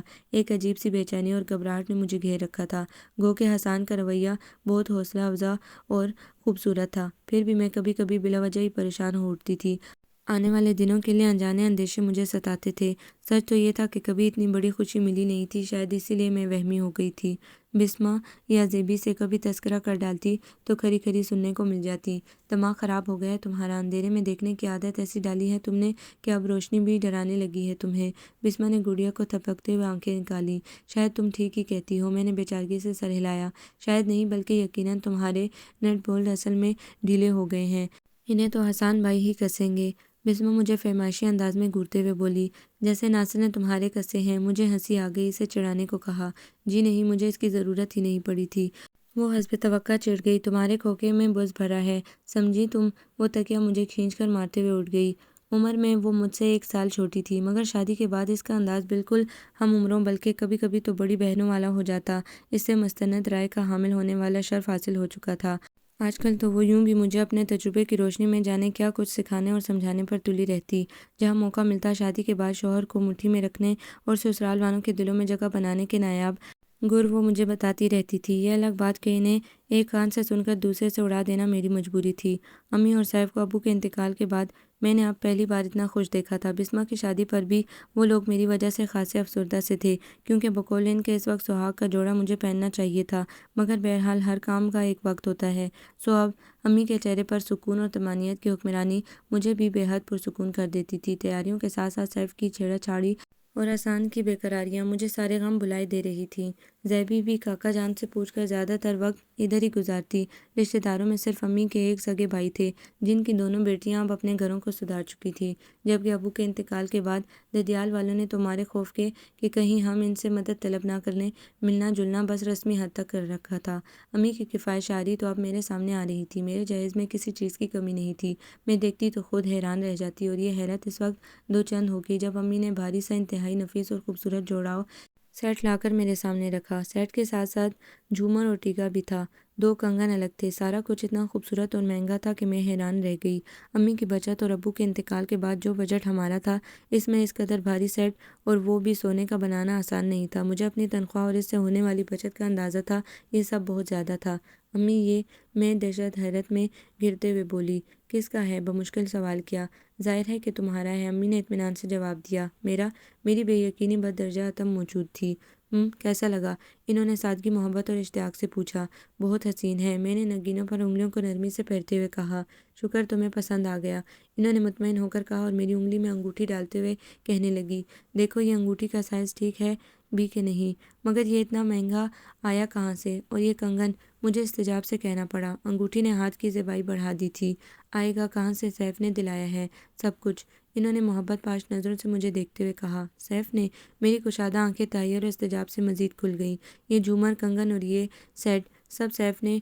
माय गॉड, मगर कैसे? मैंने सर हाथों में थाम लिया। 6 साल जोड़ा है जब कहीं जाकर ये सब हो सका। ट्यूशन्स पढ़ाकर आधे से ज़्यादा तो वो मेरे पास जमा कराता रहता था। बस आहिस्ता आहिस्ता अल्लाह ने करम कर दिया। अम्मी का लहजा मोहब्बतों से चूर और इत्मीनान से मामूर था। इतना तो मैं जानती थी कि सैफ इधर उधर ट्यूशन्स पढ़ाता है, मगर इससे इतना कुछ जोड़ना, और वो भी इतनी छोटी उम्र में, जबकि दुनिया की रंगीनी इंसान को अपनी जानिब बहुत सख्ती से खींचती है। मैं न सिर्फ मुतअज्जिब हुई बल्कि नाज़ा और सरशार भी हो गई। दिन रात जमा किया है इसने बड़ी मोहब्बत से, ये सब तुम्हारे लिए। क्या ख्वाहिश तो इसकी यही थी कि तुम अपनी पसंद से ये सब लेती, मगर बिस्मा ने कहा कि सरप्राइज़ देंगे। अम्मी तफाखुर और ममता के मिले जुले लहजे में कह रही थी। इससे बेहतर मैं क्या लेती, अलबत्ता मेरा दिल बेइंतहा खुश हो गया था। जहेज़ की हर चीज़ एक तरफ और सैफ की मोहब्बत और मेहनत से जोड़ी हुई कमाई का जेवर एक तरफ। वो जूं ही घर वापस आया, मैंने उसका माथा चूम लिया। तुमने इतनी तकलीफ़ और मेहनत मेरे लिए क्यों की सैफ? मेरा लहजा खुद ब खुद भीग गया। आपने भी तो बहुत से अरमान खाक में मिलाए थे हम सब के लिए, क्या मेरा इतना भी हक नहीं बनता था? इसने अपने मजबूत बाजू मेरे गिर्द मोहब्बत से हमायल किए। ख्वाहिश तो मेरी यही थी कि काश आज एक एक चीज़ आपको, अब्बू की नहीं तो मेरी कमाई से ख़रीद कर दी जाती, मगर मेरी किस्मत के अल्लाह ने मुझे सबसे छोटा पैदा किया। जो कुछ मैं ना कर सका उसके लिए मैं शर्मिंदा हूँ आपी, वो संजीदगी और आज़ादी से कह रहा था। मैं इसे अफसरदा देखकर बेचैन हो गई। पागल ना बनो सैफ, यकीन जानो तुम्हारा ये गिफ्ट मेरे लिए तमाम चीज़ों से बढ़कर है, इसलिए कि इसमें तुम्हारा प्यार और खुलूस शामिल है। इसके अलावा मुझे क्या चाहिए? जिसका सोना गबरू जवान भाई हो, इसे किस शय की कमी का एहसास हो सकता है? मैंने मोहब्बत और सताइश से खुद से ऊंचे लंबे सैफ को देखा, जो कहीं से भी मुझसे छोटा ना लगता था। जसामत में भी वो बिस्मा और मुझसे ज़्यादा था, और हालात के बायस चेहरे की संजीदगी भी इसे हमसे बड़ा बना गई थी। मेरी तौसीफ़ी नज़रें महसूस करके वो हंस पड़ा और शफ़क़त और मोहब्बत से मेरा सर थपक कर अम्मी के कमरे की जानिब कदम बढ़ा दिए। बेख्तियार और लाशऊरी तौर पर मेरी आंखें भर आईं। खैरियत? क्या अभी से रुखसती की रिहर्सल शुरू कर दी है? ज़ैबी बिल्कुल इस वक्त आई जब आंसू पलकों से उलझ कर गालों पर फिसल पड़े थे। मैंने आज छुट्टी की तो वो चली आई थी। नहीं तो, मैंने जल्दी से कहकर आंसू साफ किए तो वो मुस्कुरा दी। तो गोया घर में जज्बाती सीन शुरू हो गए हैं। वो मुझे छेड़ने और चीखने पर उकसाने के लिए अक्सर ऐसी ही बेमौका शोखी का मुजाहरा करती रहती थी। जी नहीं, ऐसी कोई बात नहीं। मैंने मतौरम निगाहें उठाकर से देखा। होंठ काटती ज़ेबी एक नज़र में मुझे बेहद बेचैन और बेकरार होने के साथ साथ अफसरदा और आज़ादा भी लगी। इज़ इट ऑल राइट ज़ेबी? मैंने बेख्तियार सवाल कर डाला। ऑफ कोर्स डियर, वो शगुफ्तगी से मुस्कुराने की कोशिश करते हुए मेरे हाथ थाम कर बोली, मगर इसके लहजे में बरसों की थकन और शिकस्तगी थी। यूँ मुझे टुकर टुकर क्या देख रही हो लड़की, कुछ खातिर तवाज़ा करो मेरी, मैं ज़रा आंटी से मिल लूँ। वो नज़रें चुराती तेज़ी से अम्मी के कमरे की तरफ बढ़ गई, और मैं इसे रोकने की ख्वाहिश रखते हुए भी इसे रोक ना सकी। चाय के साथ लवाजमात सजाकर मैं जब कमरे में आई तो वो अम्मी के साथ मिलकर इंतहाई हिमाक से इन जोड़ों की बकिया चीज़ों की लिस्ट बना रही थी जो लेने से रह गई थी। सैफ गायब था। चाय? मैंने मग इसकी जानिब बढ़ाकर इससे पुकारा। Thank you. इसने दानिस्ता सर उठाए बगैर मग पकड़कर साइड टेबल पर रख दिया। और आंटी, गुलाबी साड़ी का ब्लाउज़ भी लेना है। उस रोज़ भी टेलर के यहाँ रह गया था।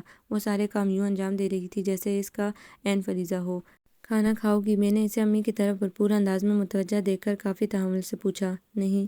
इसने नफ़ी में सर हिलाकर लिस्ट अपने बैग में रखकर मग उठा लिया। क्यों बेटा? अम्मी ने फ़ौरन इसके इनकार का नोटिस लिया। अरे आंटी, इसे खिलाना ही नहीं था, मगर ना इसमें पूछने वाली क्या बात थी? भला खुद ले आती, जबकि जानती है कि मैं इस वक्त सीधी ऑफिस से आ रही हूँ। लेकर चाय उठा लाई, या पूछती है कि खाना तो इसके लिए जगह नहीं। इसने चालाकी से अम्मी से मेरी शिकायत लगाई तो मुझे ताव आ गया। बकवास मत करो, खा लिया होगा ऑफिस में अलम गलम, जब भी इंसानों के जामे में बैठी हो। भूखी होती तो पूरा घर सर पर उठा लिया होता। मैं तुम्हें जानती नहीं क्या? मैंने इसे घूरते हुए कड़े तेवरों से कहा तो वो हंसने लगी। इसकी हंसी बेहद पसमुर्दा थी। मैं फिर तजब्जुब में पड़ गई। चाहा कुछ पूछूं, मगर वो अम्मी के साथ मिलकर फिर जेवर निकालकर इन पर तबसरा करने में मगन हो गई। मुझे चूंकि रात का खाना बनाना था, लिहाजा उठना पड़ा। इसे भी कई बार इशारा किया, मगर वो तकाफुल बरतते हुए अनजान बन गई। कुछ देर बाद सैफ भी बिस्मा को गुड़िया समेत बाइक पर बिठा लाया तो जैबी बकिया वक्त इसके साथ गुजार कर शाम को ही वापस चली गई। गो कि हमने बेहद इसरार किया कि वो खाना खाकर जाए, मगर इसे काका जान की फिक्र लगी हुई थी। काका जान इसके दादा और इबाद के नाना थे। इबाद के वालिदैन तो बहुत पहले अलहदा हो चुके थे। इसकी अम्मी यानी जैबी की पुप्पी ने दूसरी शादी करके गोया सब को भुला दिया था। वो खुद भी ऑस्ट्रेलिया शिफ्ट हो गया था। अपनी अम्मा से इसका वास्ता ना होने के बराबर था। नंद के हालात के बायस जैबी की अम्मी ने इसका निकाह काका जान की ख्वाहिश पर 9 साल पहले बमुश्किल और बेदिली से इबाद से किया था, जबकि वो स्कूल में थी। और अब इबाद, जो कि पहले ही मोहब्बत का मारा था, मोमानी के रवैये से मजीद जालियत पर उतर आया और अब इसने जैबी को अजियत की स्लेब उठाने पर मजबूर कर रखा था। एक गैर मुअय्यना मुद्दत का इंतज़ार इसे सौंप कर वो गायब था। पहले सुना था कि इसने ऑस्ट्रेलिया में शादी भी कर ली है। मैंने जैबी से पूछना चाहा, मगर इसने अज़ली लापरवाही का मुजाहरा करते हुए बात ही डाल दी। बज़ाहिर वो इस सिलसिले में बहुत मुतमईन नज़र आती थी और ख़ुद को पुरसुकून साबित करने के लिए बहुत उम्दा अदाकारी भी करती थी, मगर मैं इसके अंदर का दर्द जानती थी। दर्द का वो लावा जो पकते पकते कभी कभार उबल कर बाहर भी आ जाता था। आज भी मैंने इसे बहुत अपसेट महसूस किया। इसके जाने के बाद मैंने बिस्मा से इसका जिक्र किया तो वो भी पुरसोच अंदाज में सर हिलाने लगी। मुझे भी महसूस हुआ था। पूछा तो कहने लगी, आज तुम्हारी छुट्टी कर लेने से काम का बर्डन हो गया था और कुछ भी नहीं। गोया इसने बिस्मा को भी टाल दिया था। अगला पूरा हफ्ता खासी मसरूफियत में गुजरा। काका जान की तबीयत कुछ ठीक नहीं थी, लिहाजा जैबी से दोबारा तफसीली बात ना हो सकी। यूं भी ऑफिस में मेरा यह आखिरी हफ्ता था और चूंकि महीने का आखिर था, लिहाजा क्लोजिंग के बायस में भी इस कदर मसरूफ़ रही कि काका जान को मिलने भी सिर्फ एक बार ही जा सकी, वो भी 10-15 मिनट के लिए। आखिरी रोज़ फेयरवेल पार्टी दी गई, जिसकी रूह रवां जैबी और वासिफ थे। 5 साल के इस अरसे में बहुत ही ना सही मगर थोड़ी बहुत इंसियत तो मुझे भी हो गई थी, लिहाजा सबको छोड़ते हुए मैं खासी अफसरदा थी। चेयर अप स्टूपिड गर्ल, तुम शादी करने वाली हो, लिहाजा इस कदर अफसरदा होने की ज़रूरत नहीं। जैबी ने मुझे टोका देकर मुस्कुराने पर मजबूर कर दिया। सैफ ने दूसरे दिन से ज्वाइन कर लिया तो अम्मी ने बाकायदा मुझे घर में कैद कर डाला था। शॉपिंग भी तकरीबन मुकम्मल थी, लिहाजा मेरा आना जाना तकरीबन बंद हो गया था। हसन अलबत्ता कभी कभार फ़ोन कर लेते तो अम्मी की रजामंदी से सुन लेती थी। वो कि मुझे ये सब अच्छा तो नहीं लगता था, मगर हसन को नाराज़ करने का ख्याल ही मुझे सख्त खौफज़दा कर देता था। दिन अपनी मखसूस रफ्तार से गुजर रहे थे। जैबी और बिस्मा का आना जाना बहुत बढ़ गया और धीरे धीरे वो वक्त भी आ गया जिसका इंतज़ार था। रुखसती के वक्त अब्बू की कमी को जिस शिद्दत से मैंने महसूस किया, इसे लफ्ज़ों में ढालना मुश्किल है। अम्मी और बिस्मा के साथ साथ जैबी भी यूँ रोई कि जैसे वो भी मेरी हकीकी बहन हो। हसन के यहाँ गैर ज़रूरी तवील रस्मों का कोई सिलसिला नहीं होता था, लिहाजा थोड़ी देर बाद ही मुझे मेरे कमरे में ला बिठाया गया। कमरे की डेकोरेशन और फूलों की महक ने मेरा दिल खुशी से भर दिया। किसी ने ठीक ही कहा है कि सब्र का फल मीठा होता है। कमरे की हर चीज़ से न सिर्फ साहिब मिल्कियत के ज़ौक़ बल्कि इसकी मोहब्बत का भी पता चलता था। मेरी कई तस्वीरें तो पहले से यहाँ मौजूद थी, जो कि मंगनी के मौके पर बनवाई गई थी। ये सब देखकर मुसर्रत से मेरी आंखें भर आईं। बस आज के लिए इतना ही काफ़ी है। क्या डुबोने का इरादा है? हसन ने इसी वक्त कदम अंदर रखा था। मुझे यूं अश्क छिलकाते देखा तो बौखलाकर मेरी तरफ टिशू लिए बढ़े। मेरे आंसू में मजीद रवानी आ गई। बस करो यार, मुझे तो लग रहा है जैसे मैंने तुम्हें अगवा कर लिया है। इनके अंदाज में तसल्ली, बेसाख्तगी और बेचारगी थी कि मैं घूंघट के ओट में बेख्तियार मुस्कुरा दी। शादमानी क्या होती है मुझे अब पता चला था। चाहे जाने के बाद हासिल कर लेने का नशा रग रग में जो खुमार भरता है, इसे सिर्फ वही समझ सकता है जिसने तस्खीर ओढ़ने और फतह करने का मज़ा चखा हो। खुशी मेरे चेहरे से फूटती पड़ रही थी। इसका अंदाज़ा मुझे आईना देखकर होता था। वलीमे वाले रोज़ तो गोया सब नहीं ठोका, मेरा चेहरा अंदरूनी खुशी से आईना बना जा रहा था। दूसरी तरफ हसन भी अजहद खुश नज़र आ रहे थे और बकुल बिस्मा। सब कुछ खुदा से मांग लिया तुझको मांग कर, उठते नहीं हैं हाथ मेरे इस दुआ के बाद की तफसीर बने हुए थे। इसकी बातें सुनकर मुझे बेसाख्ता हंसी आई थी और इस खूबसूरत लम्हे को नासिर ने कैमरे के ज़रिए कैद कर लिया था। तुम्हारा इश्क, तुम्हारी वफा ही काफ़ी है, तुम्हारा उम्र ये आसरा ही काफ़ी है। मुझे बहार के मौसम से कुछ नहीं लेना, तुम्हारे प्यार की रंगीन फ़िज़ा ही काफ़ी है। हसन की मैयत में दिन न सिर्फ पर लगाकर बल्कि दिल में मुसरतों के हज़ार दीप जलाते हुए गुजर रहे थे। कभी कभी तो मैं अपनी बेअंदाज़ा खुशियों से खौफज़दा हो जाती थी। खुशियाँ भी इंसान को वहमी बना देती हैं। इसका तजुर्बा मुझे अब हुआ था। यूँ तो हसन बहुत ठंडे मिजाज के थे, मगर बाज़ मामलों में इनका तर्ज फ़िक्र और तर्ज अमल मुझसे काफ़ी मुख्तलिफ होता था। لہٰذا کبھی مجھے اور کبھی انہیں کمپرومائز کرنا پڑتا تھا۔ مسز فیضان یعنی حسان کی والدہ روایتی ساس ہونے کے بجائے خاصی مختلف خاتون تھیں۔ دونوں بڑی بہوؤں کو انہوں نے بہت پہلے اپنی رضامندی اور خوشی سے علیحدہ کر دیا تھا۔ اپنا گھر اور اسے سجانے کے خواب ہر لڑکی دیکھتی ہے، لہٰذا اسے اس کا حق ملنا چاہیے، یہ ان کا کہنا تھا۔ میں ان کی سوچ سے نہ صرف متفق تھی بلکہ بے حد خوش بھی تھی، کیونکہ وہ بے حد سمجھدار اور حقیقت پسند خاتون تھیں۔ بسمہ انہیں دیکھتی اور ان کی باتیں سنتی تو یہی کہتی کہ مجھے تو امی کی دعا لگ گئی تھی، جبھی اتنے محبت کرنے والی سسرال ملی تھی۔ دونوں جٹھانیاں بھی بہت اچھی تھیں۔ دنیا کچھ لو کچھ دو کے مقولے پر چلتی ہے، لہٰذا چونکہ میں ان کے ساتھ ملنساری اور خوش دلی سے ملتی تھی، لہٰذا انہیں بھی مجھ سے کوئی شکایت نہیں تھی۔ وہ دونوں اپنے گھر خوش تھیں۔ بہت لکی ہو دیدی تم کہ تمہیں آنٹی جیسی ساس ملی ہیں، بسمہ اکثر مجھ سے کہتی۔ ایک ناصر کی امی ہیں، الگ گھر لینا تو ان کے نزدیک کفر ہے، گو کہ مجھے تو جوائنٹ فیملی سسٹم بھی برا نہیں لگتا، مگر یقین کرو گڑیا کو یہ سب مل کر بگاڑ رہے ہیں۔ میں اسے کسی غلط بات پر ڈانٹتی یا مارتی ہوں تو دادی اس کی حمایتی بن کر کھڑی ہو جاتی ہیں۔ نتیجہ یہ ہے کہ وہ دن بدن ضدی ہوتی جا رہی ہے۔ اس کا لہجہ شکایتی سے زیادہ متفکر ہوتا تھا۔ واقعی اولاد کی تربیت ہر ماں اپنی مرضی سے کرنا چاہتی ہے، ایسے میں اس طرح کی غلط مداخلت نہ صرف بچوں کے دلوں میں اختلافی پہلو پیدا کرتی ہے بلکہ انہیں خودسر اور بدتمیز بھی بنا ڈالتی ہے۔ میں بسمہ سے متفق ضرور تھی مگر اس کے معاملے میں کچھ کہہ نہیں سکتی تھی۔ 2 ہفتے کے لیے میں اور حسان بھی مری گئے۔ وہاں ہم نے خوب انجوائے کیا۔ برف پوش وادی میں برف کے گرونڈے بناتے ہوئے میری آنکھوں میں کئی خواب جاگے تھے۔ ایک فیملی ہوٹل میں ہمارے ساتھ والے روم میں آ کر رکی تھی۔ ان کا 1 سالہ خوبصورت گلگوتنا سا خوبصورت بچہ میری ساری توجہ اپنی طرف کھینچ گیا تھا۔ جب بھی باہر جاتے یا آتے لابی یا لاؤنج میں اس بچے کو دیکھتی تو حسان کو ضرور متوجہ کرتی۔ دیکھیں حسان کتنا پیارا بچہ ہے نا، میں نے اشتیاق کا مظاہرہ کیا۔ ہم اس وقت شاپنگ پر آئے ہوئے تھے۔ بہت اچھا ہے۔ میرے لیے گرم شال منتخب کرتے کرتے حسان پلٹے۔ بہت ہی خوبصورت ہے، میں نے جب تک وہ نظر آتا رہا اسے دیکھتے ہوئے بڑے جذب سے کہا تو حسان مسکرا کر مجھے دیکھنے لگے۔ تمہیں بچے بہت اچھے لگتے ہیں۔ واپسی میں ناہموار راستوں پر جب میں ان کے ہاتھوں میں ہاتھ دیے چل رہی تھی انہوں نے پوچھ لیا۔ سچ تو یہ ہے کہ میں اس وقت بھی اسی بچے کو یاد کر رہی تھی، جانے کیوں شادی کے بعد بچے پہلے سے بھی زیادہ اٹریکٹ کرنے لگتے ہیں۔ ان کا سوال مجھے چونکا گیا۔ ہاں، کیا آپ کو نہیں لگتے؟ میں نے اعتراف کر کے سوال بھی کر ڈالا۔ مجھے وہ جیسے سوچ میں پڑ گئے۔ میرا دل تیزی سے دھڑکنے لگا۔ گھبرا کر ان کو دیکھا تو وہ خوبصورت اور جاندار کہکہ لگا کر ہنس پڑے۔ لگتے ہیں بابا، مجھے بھی اچھے لگتے ہیں۔ میری پیلی پڑتی رنگت پر انہیں بڑی ہنسی آ رہی تھی۔ شکر خدا کا، میں نے رکا سانس بحال کیا۔ اپنی زندگی کی سب سے بڑی خواہش پر میں کوئی اختلاف برداشت نہیں کر سکتی تھی، مگر میرے خیال میں بچے 2 ہی اچھے کا مقولہ ٹھیک ہے۔ وہ متبسم ہو کر بولے تو میں جھیم کر سر جھکا گئی۔ کیوں، کیا خیال ہے فیملی پلاننگ والوں سے اتفاق کیا جائے کہ نہیں؟ جانے وہ مجھے چھیڑ رہے تھے یا سنجیدہ تھے، البتہ میں فیملی پلاننگ سن کر ہی منہ بنانے لگی۔ بھوک اور افلاس کے خوف سے کم اولاد رکھنے کی خواہش محض ناعاقبت اندیشی ہے۔ میں اس فضول فلسفے کی قائل نہیں، میں نے سر جھٹک کر قطعیت سے کہا۔ گویا کرکٹ کی ٹیم بنانے کا پروگرام ہے۔ وہ ہنسے مگر میں سنجیدہ رہی۔ اولاد تو قسمت سے ہوتی ہے، ویسے بھی حدیث نبوی صلی اللہ علیہ وآلہ وسلم ہے کہ کنبہ بڑھاؤ، قیامت کے دن میں تمہاری تعداد پر فخر کروں گا، لہٰذا ان باتوں پر توجہ نہیں دینا چاہیے۔ میں نے اپنا نقطہ نظر واضح الفاظ میں کہہ دیا۔ مگر یہ گورنمنٹ جو کہتی رہتی ہے اس کا کوئی اثر نہیں تم پر؟ وہ مسلسل مجھے زرچ کرنے پر تلے ہوئے تھے، مسکراتے ہوئے بولے گئے۔ بجائے قدرتی وسائل سے فائدہ اٹھانے اور وسائل پیدا کرنے کے انسان گھٹانے پر کمر بستہ ہیں۔ میری سمجھ میں تو ان کی منطق نہیں آتی۔ اللہ تعالیٰ روح کو زمین پر بھیجتا ہے تو اس کا رزق بھی بھیج دیتا ہے، کھانے کے لیے صرف پیٹ نہیں بلکہ کام کے لیے 2 ہاتھ بھی دیتا ہے، پھر بھلا انسانوں کو اس قدر پریشان ہونے کی کیا ضرورت ہے؟ میں مباحثہ پر اترتے ہوئے سنجیدگی سے مقررانہ انداز میں کہتی چلی گئی۔ جہاں تک کام کے لیے 2 ہاتھوں کا تعلق ہے تو بچہ پیدا ہوتے ہی تو کام کرنے نہیں لگتا، لہٰذا وہ ایک طویل وقت کے لیے دوسروں پر انحصار کرنے پر مجبور ہوتا ہے، اسی لیے بچوں کی زیادہ پیدائش معاشرے پر بوجھ بن جاتی ہے۔ حسان نے میری بات کے جواب میں کوٹ کی جیبوں میں ہاتھ ڈالتے ہوئے کہا تو میں نے حیرت سے سر اٹھا کر انہیں دیکھا۔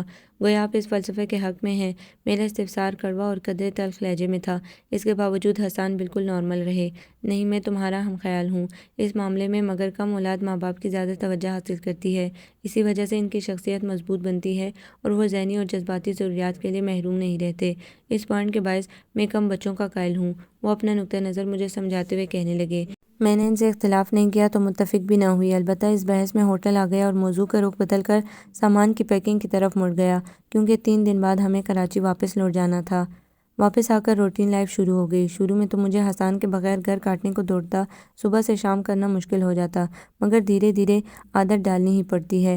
البتہ حسان کا دن میں 2-3 بار فون آ جاتا تھا۔ حسان کے ساتھ بھی دھیرے دھیرے میری انڈرسٹینڈنگ ہوتی چلی گئی۔ یوں بھی گھر کے کام کاج جو کہ میں نے بخوشی اپنے ذمے لیے تھے مجھے مصروف رکھتے۔ شادی واقعی تبدیلی کا نام ہے۔ میں بھی اس کے زیر اثر آئی۔ شادی سے پہلے مجھے لوگوں خصوصاً انجان مردوں سے باتیں کرتے ہوئے سخت کوفت ہوتی تھی، مگر اب حسان کے دوست وغیرہ گھر آتے تو مجھے بھی حسان کے ساتھ بیٹھنا پڑتا، گو کہ ان کی بیگمات بھی ان کے ساتھ ہوتی تھیں، مگر مجھے ہمیشہ کی طرح شدید کوفت ہوتی جسے میں بمشکل کنٹرول کرتی۔ ایسے میں زیبی کی باتیں مجھے یاد آتی، کیسے وہ مجھے سمجھاتی رہتی تھی کہ اس ایڈوانس دور میں مجھے کس طرح سمجھوتا کرنا پڑے گا۔ خصوصاً حسان سے منگنی کرنے کے بعد تو اس کا وعظ گھنٹوں چلتا تھا، مگر وہ سب اس کے کہنے سے تو نہ سمجھ سکی۔ البتہ اب عملی زندگی میں قدم رکھنے کے بعد مجھے اپنے اندر بہت تبدیلی لانا پڑی تھی۔ اس روز میں حسان سے پوچھ کر امی کی طرف آ گئی، کیونکہ یہاں آئے مجھے پورا ہفتہ ہونے کو آیا تھا۔ مری سے واپسی کے بعد تو دعوتوں کا سلسلہ چل نکلا اور اس کے بعد مجھے فلو نے گھیر لیا، لہٰذا اب کہیں 20 دن بعد جا کر میں امی کی طرف آ گئی تھی۔ بسمہ کو بھی فون پر آنے کا بتا دیا تھا کہ وہ بھی آ جائے۔ انہیں کچن میں اکیلے کام کرتا دیکھ کر مجھے یکدم تعصب نے گھیر لیا۔ امی، اب آپ سیف کی شادی کر ڈالیں، میں نے بڑی سنجیدگی سے کہا۔ آپ اکیلی کس طرح یہ سارا کام کرتی ہیں؟ پورا گھر سنبھالنا بہت مشکل ہے، جانتی ہوں میں، مگر اب میں اتنی بھی ناکارہ نہیں ہوئی، کام چل ہی جاتا ہے۔ یوں بھی سیف نے صفائی، برتن، کپڑوں اور روٹی کے لیے تو کام کرنے والی رکھ چھوڑی ہے، بس سالن ہی تو پکانا ہوتا ہے مجھے۔ وہ دوپٹے سے ہاتھ صاف کر کے کچن سے باہر نکل آئیں، ساتھ ہی مجھے بھی آنے کا اشارہ کیا، گویا کہ سیف کی شادی کا پروگرام کینسل۔ انہیں مسکراتا دیکھ کر میں نے بچھیڑا، یہ پروگرام خود اس نے کینسل کیا ہے، تم سمجھاؤ مانتا نہیں، کہتا ہے میں اسٹیبلش ہونے کے بعد یہ سب سوچوں گا۔ امی نے اپنے بیڈ روم میں مصری پر بیٹھتے ہوئے کچھ اس لہجے میں کہا جیسے وہ سیف کو سمجھا سمجھا کر ہار مان چکی ہوں۔ آنے دے، اسے پوچھوں گی میں اچھی طرح سے، میں نے تیز لہجے میں کہا۔ تم دونوں بہنیں کوئی اچھی سی لڑکی دیکھ لو، پھر بات کرنا اس سے، امی نے مجھ سے کہا تو میں نے متفق ہو کر سر ہلا دیا۔ دوپہر میں سیف آیا تو میں اسے دیکھ کر مسکرائی۔ اس 1.5 ماہ میں وہ کس قدر سوبر اور ذمہ دار لگنے لگا تھا۔ ٹائی کی نوٹ ڈھیلی کر کے صوفے میں دھنستے ہوئے اس نے بیٹھ کر امی کو پانی کے لیے آواز لگائی۔ لو، لیمن اسکواش پیو۔ میں نے فریج سے جگ نکال کے گلاس میں اسکواش ڈالا اور اس کے پاس چلی آئی۔ میں تو سمجھا تھا کہ راستہ بھول گئی ہیں، وہ شرارت سے مجھے تنگ کرنے کو بولا۔ جی نہیں، میں کوئی راستہ نہیں بھولی تھی، جان بوجھ کر امی کو تنہا چھوڑا تھا تاکہ تم ان کے لیے کسی کا انتظام کر لو۔ ویسے تمہاری اطلاع کے لیے میں صبح سے آئی ہوئی ہوں، میں نے بھی اسی لہجے میں جواب لوٹایا۔ سیف نے مسکرا کر سر ہلانے پر اکتفا کیا، وہ میری بات سمجھ کر ٹالنے کے موڈ میں تھا۔ یار پلیز فی الحال تو کھانے کا انتظام کریں، گلاس خالی کر کے ایک طرف رکھتے ہی اس نے شوز اتارتے ہوئے کہا۔ بلا رہی ہوں میں بسمہ اور زیبی کو، وہ ہی مل کر کنونس کریں گی تمہیں، میں نے دھمکی آمیز لہجے میں اٹھتے ہوئے کہا تو وہ سنجیدہ سی نظریں اٹھا کر دیکھنے لگا۔ زیبی کو کیسے بلائیں گی؟ وہ محترمہ تو ہفتے بھر سے آفس سے غائب ہیں، اپنی نظروں کا زاویہ بدلتے ہوئے اس نے بتایا تو میں متفکر ہو اٹھی۔ کیوں؟ میرے لہجے میں تفکر کے ساتھ سخت بے چینی بھی تھی۔ پتہ نہیں، آپ خود معلوم کر لیں، اس نے کندھے اچکا کر لا علمی کا اظہار کرتے ہوئے کچھ اس انداز میں کہا جیسے وہ بھی اس کے لیے مسترد ہو۔ میں نے صرف ایک لمحہ اسے دیکھا اور پلٹ کر فون اسٹینڈ کی طرف آئی۔ زیبی کو میں نے شادی کے دنوں میں بھی سخت پریشان دیکھا تھا، بظاہر وہ خوب ہنستی، مگر اس کی آنکھوں کے سمندر میں ہم وقت طغیانی آئی رہتی تھی اور وہ ہیجان صرف میں محسوس کرتی تھی جو اس کے لاپرواہ رویے سے جھلکتا تھا۔ فون کوئی اٹھا نہیں رہا تھا، میرا دل گھبرا اٹھا۔ کھانے کے بعد میں نے امی سے اجازت لے کر زیبی کے یہاں جانے کا قصد کر ڈالا۔ حسان کو اتنی جلدی آنا نہیں تھا، لہٰذا میں نے فوراً ہی سیف کو بھی رضامند کر لیا۔ ہم جب زیبی کے گھر پہنچے تو خاصی خاموشی سی محسوس ہوئی۔ سیف میرے لا کہنے کے باوجود باہر سے ہی لوٹ گیا۔ زیبی کی ملازمہ مجھے ڈرائنگ روم میں لے آئی۔ زیبی کہاں ہے؟ وہ ٹھیک تو ہے نا؟ میں نے گھبراہٹ میں کئی سوال اس سے کر ڈالے۔ جی، ہم ابھی صاحب کو بھیجتا ہے، ملازمہ کچھ نظر چرا کر بولی اور فوراً منظر سے غائب ہو گئی۔ سلام کاکا جان۔ ذرا دیر بعد ہی کاکا جان اسٹک کے سہارے چلتے نظر آئے۔ دل تو میرا سیدھے زیبی کے کمرے میں جانے کو چاہ رہا تھا، مگر گھر کی خاموشی اور ملازمہ کا پراسرار رویہ مجھے متذبذب کر گیا، لہٰذا میں وہیں کھڑے ہو کر ان کے اندر آنے کا انتظار کرنے لگی۔ وعلیکم السلام، انہوں نے میرے سر کو تھپک کر تھکے تھکے لہجے میں کہا۔ زیبی کہاں ہے؟ ایک ہفتے سے وہ آفس بھی نہیں جا رہی، میں نے فوراً ہی کہہ ڈالا۔ اپنے کمرے میں ہے بیٹا، اب تم اسے سمجھاؤ کہ وہ سب کچھ بلانے کی کوشش کرے، آخر زندگی یوں تو نہیں گزرتی۔ میں جانتا ہوں کہ حادثہ چھوٹا نہیں، مگر ہمت تو کم نہیں پڑنی چاہیے۔ کاکا جان کا نحیف و ضعیف وجود مجھے بے حد پسماندہ لگا۔ کون سا حادثہ؟ میں دہل گئی، مگر وہ شاید میری گھٹی ہوئی آواز سن نہ سکے، تبھی کہہ گئے۔ عباد نے اسے چھوڑ کر اچھا نہیں کیا، میں جانتا ہوں، مگر اب گزرے وقت کو پلٹ کر تو نہیں لایا جا سکتا نا۔ ان کے لہجے میں اپنے کیے گئے فیصلے کا دکھ بول رہا تھا۔ مجھے لگا جیسے میرے ارد گرد دھماکے ہو رہے ہوں۔ عباد نے زیبی کو طلاق دے دی۔ مجھے کسی طور یقین نہیں آ رہا تھا۔ وہ اتنے بڑے کرب سے گزر رہی تھی، مجھے اندازہ نہ تھا۔ میں نے کچھ لمحے یوں ہی بے یقینی سے کاکا جان کو دیکھا اور بے اختیار ہو کر زیبی کے کمرے میں چلی آئی۔ گھٹنوں کو بازوؤں کے حلقے میں لیے وہ ماتھا ٹھکائے بیٹھی تھی۔ گھنگریالے بال کھلے ہوئے اس کے بازو اور پشت کو چھپائے ہوئے تھے۔ زیبی، میں نے اسے ٹوٹ کر پکارا، مگر میری آواز ڈیک پر گونجتی چترا کی غزل میں دب گئی۔ تو نہیں تو زندگی میں اور کیا رہ جائے گا، دور تک تنہائیوں کا سلسلہ رہ جائے گا۔ یہ بھی ہوگا وہ مجھے دل سے بھلا دے گا، مگر یہ بھی ہوگا خود اسی میں ایک خلا رہ جائے گا۔ غزل کے بول میری پلکیں نم کر گئے۔ میں آہستہ روی سے چلتی اس کے پاس چلی آئی۔ کون جانے، اسی لمحے زیبی نے خود کلامی کے انداز میں کہتے ہوئے سر اٹھایا، مگر وہ کسی غیر مرئی نقطے پر نظریں جمائے بیٹھی تھی۔ دائرے انکار کے اقرار کی سرگوشیاں، سب دھواں ہو جائیں گے، ایک واقعہ رہ جائے گا۔ چترا کی آواز ماحول پر چھائی ہوئی تھی۔ میں نے ڈوبتے دل سے آگے بڑھ کر ڈیک آف کر دیا۔ زیبی بے اختیار چونکی اور گھوم کر میری طرف دیکھا۔ دری وہ والیانہ انداز میں اٹھ کھڑی ہوئی۔ تم کب آئی؟ اس کا وہی مخصوص خود کو چھپا لینے پہ کمر بستہ انداز تھا۔ مجھے اس لمحے اس پر شدید غصہ اور شدید ترس آیا۔ کیسی ہو زیبی؟ میں نے بمشکل کہا۔ ٹھیک ہوں۔ اس نے زبردستی مسکرانے کی کوشش کی۔ میں نے ایک نظر بکھرے ہوئے کمرے اور اس کے شکن آلود کپڑے اور مزمل وجود پر ڈالی، اور دراصل کل سے شمیم نے صفائی نہیں کی۔ اس نے شاید میری نظر بانپ لی تھی۔ تبھی ملازمہ کو الزام دیتے ہوئے بولی۔ میں نے سنجیدہ نظروں سے اسے دیکھا۔ خیر تم بیٹھو تو، اور یہ بتاؤ کہ ٹور کیسا رہا؟ وہ نظریں چرا کر میرا ہاتھ تھام کر مجھے بھی بٹھاتے ہوئے بشاشت سے بولنے لگی، جبکہ آنکھوں میں نرمی بڑھتی ہوئی محسوس ہو رہی تھی۔ تم نے مجھے دوست کہا تھا زیبی، اور اس قابل بھی نہ سمجھا کہ شیئر کر سکو۔ میرے لہجے میں دکھ اور تاسف در آیا۔ زیبی قدرے حیران ہوئی، پھر ساری بات سمجھ کر ہونٹ کاٹنے لگی۔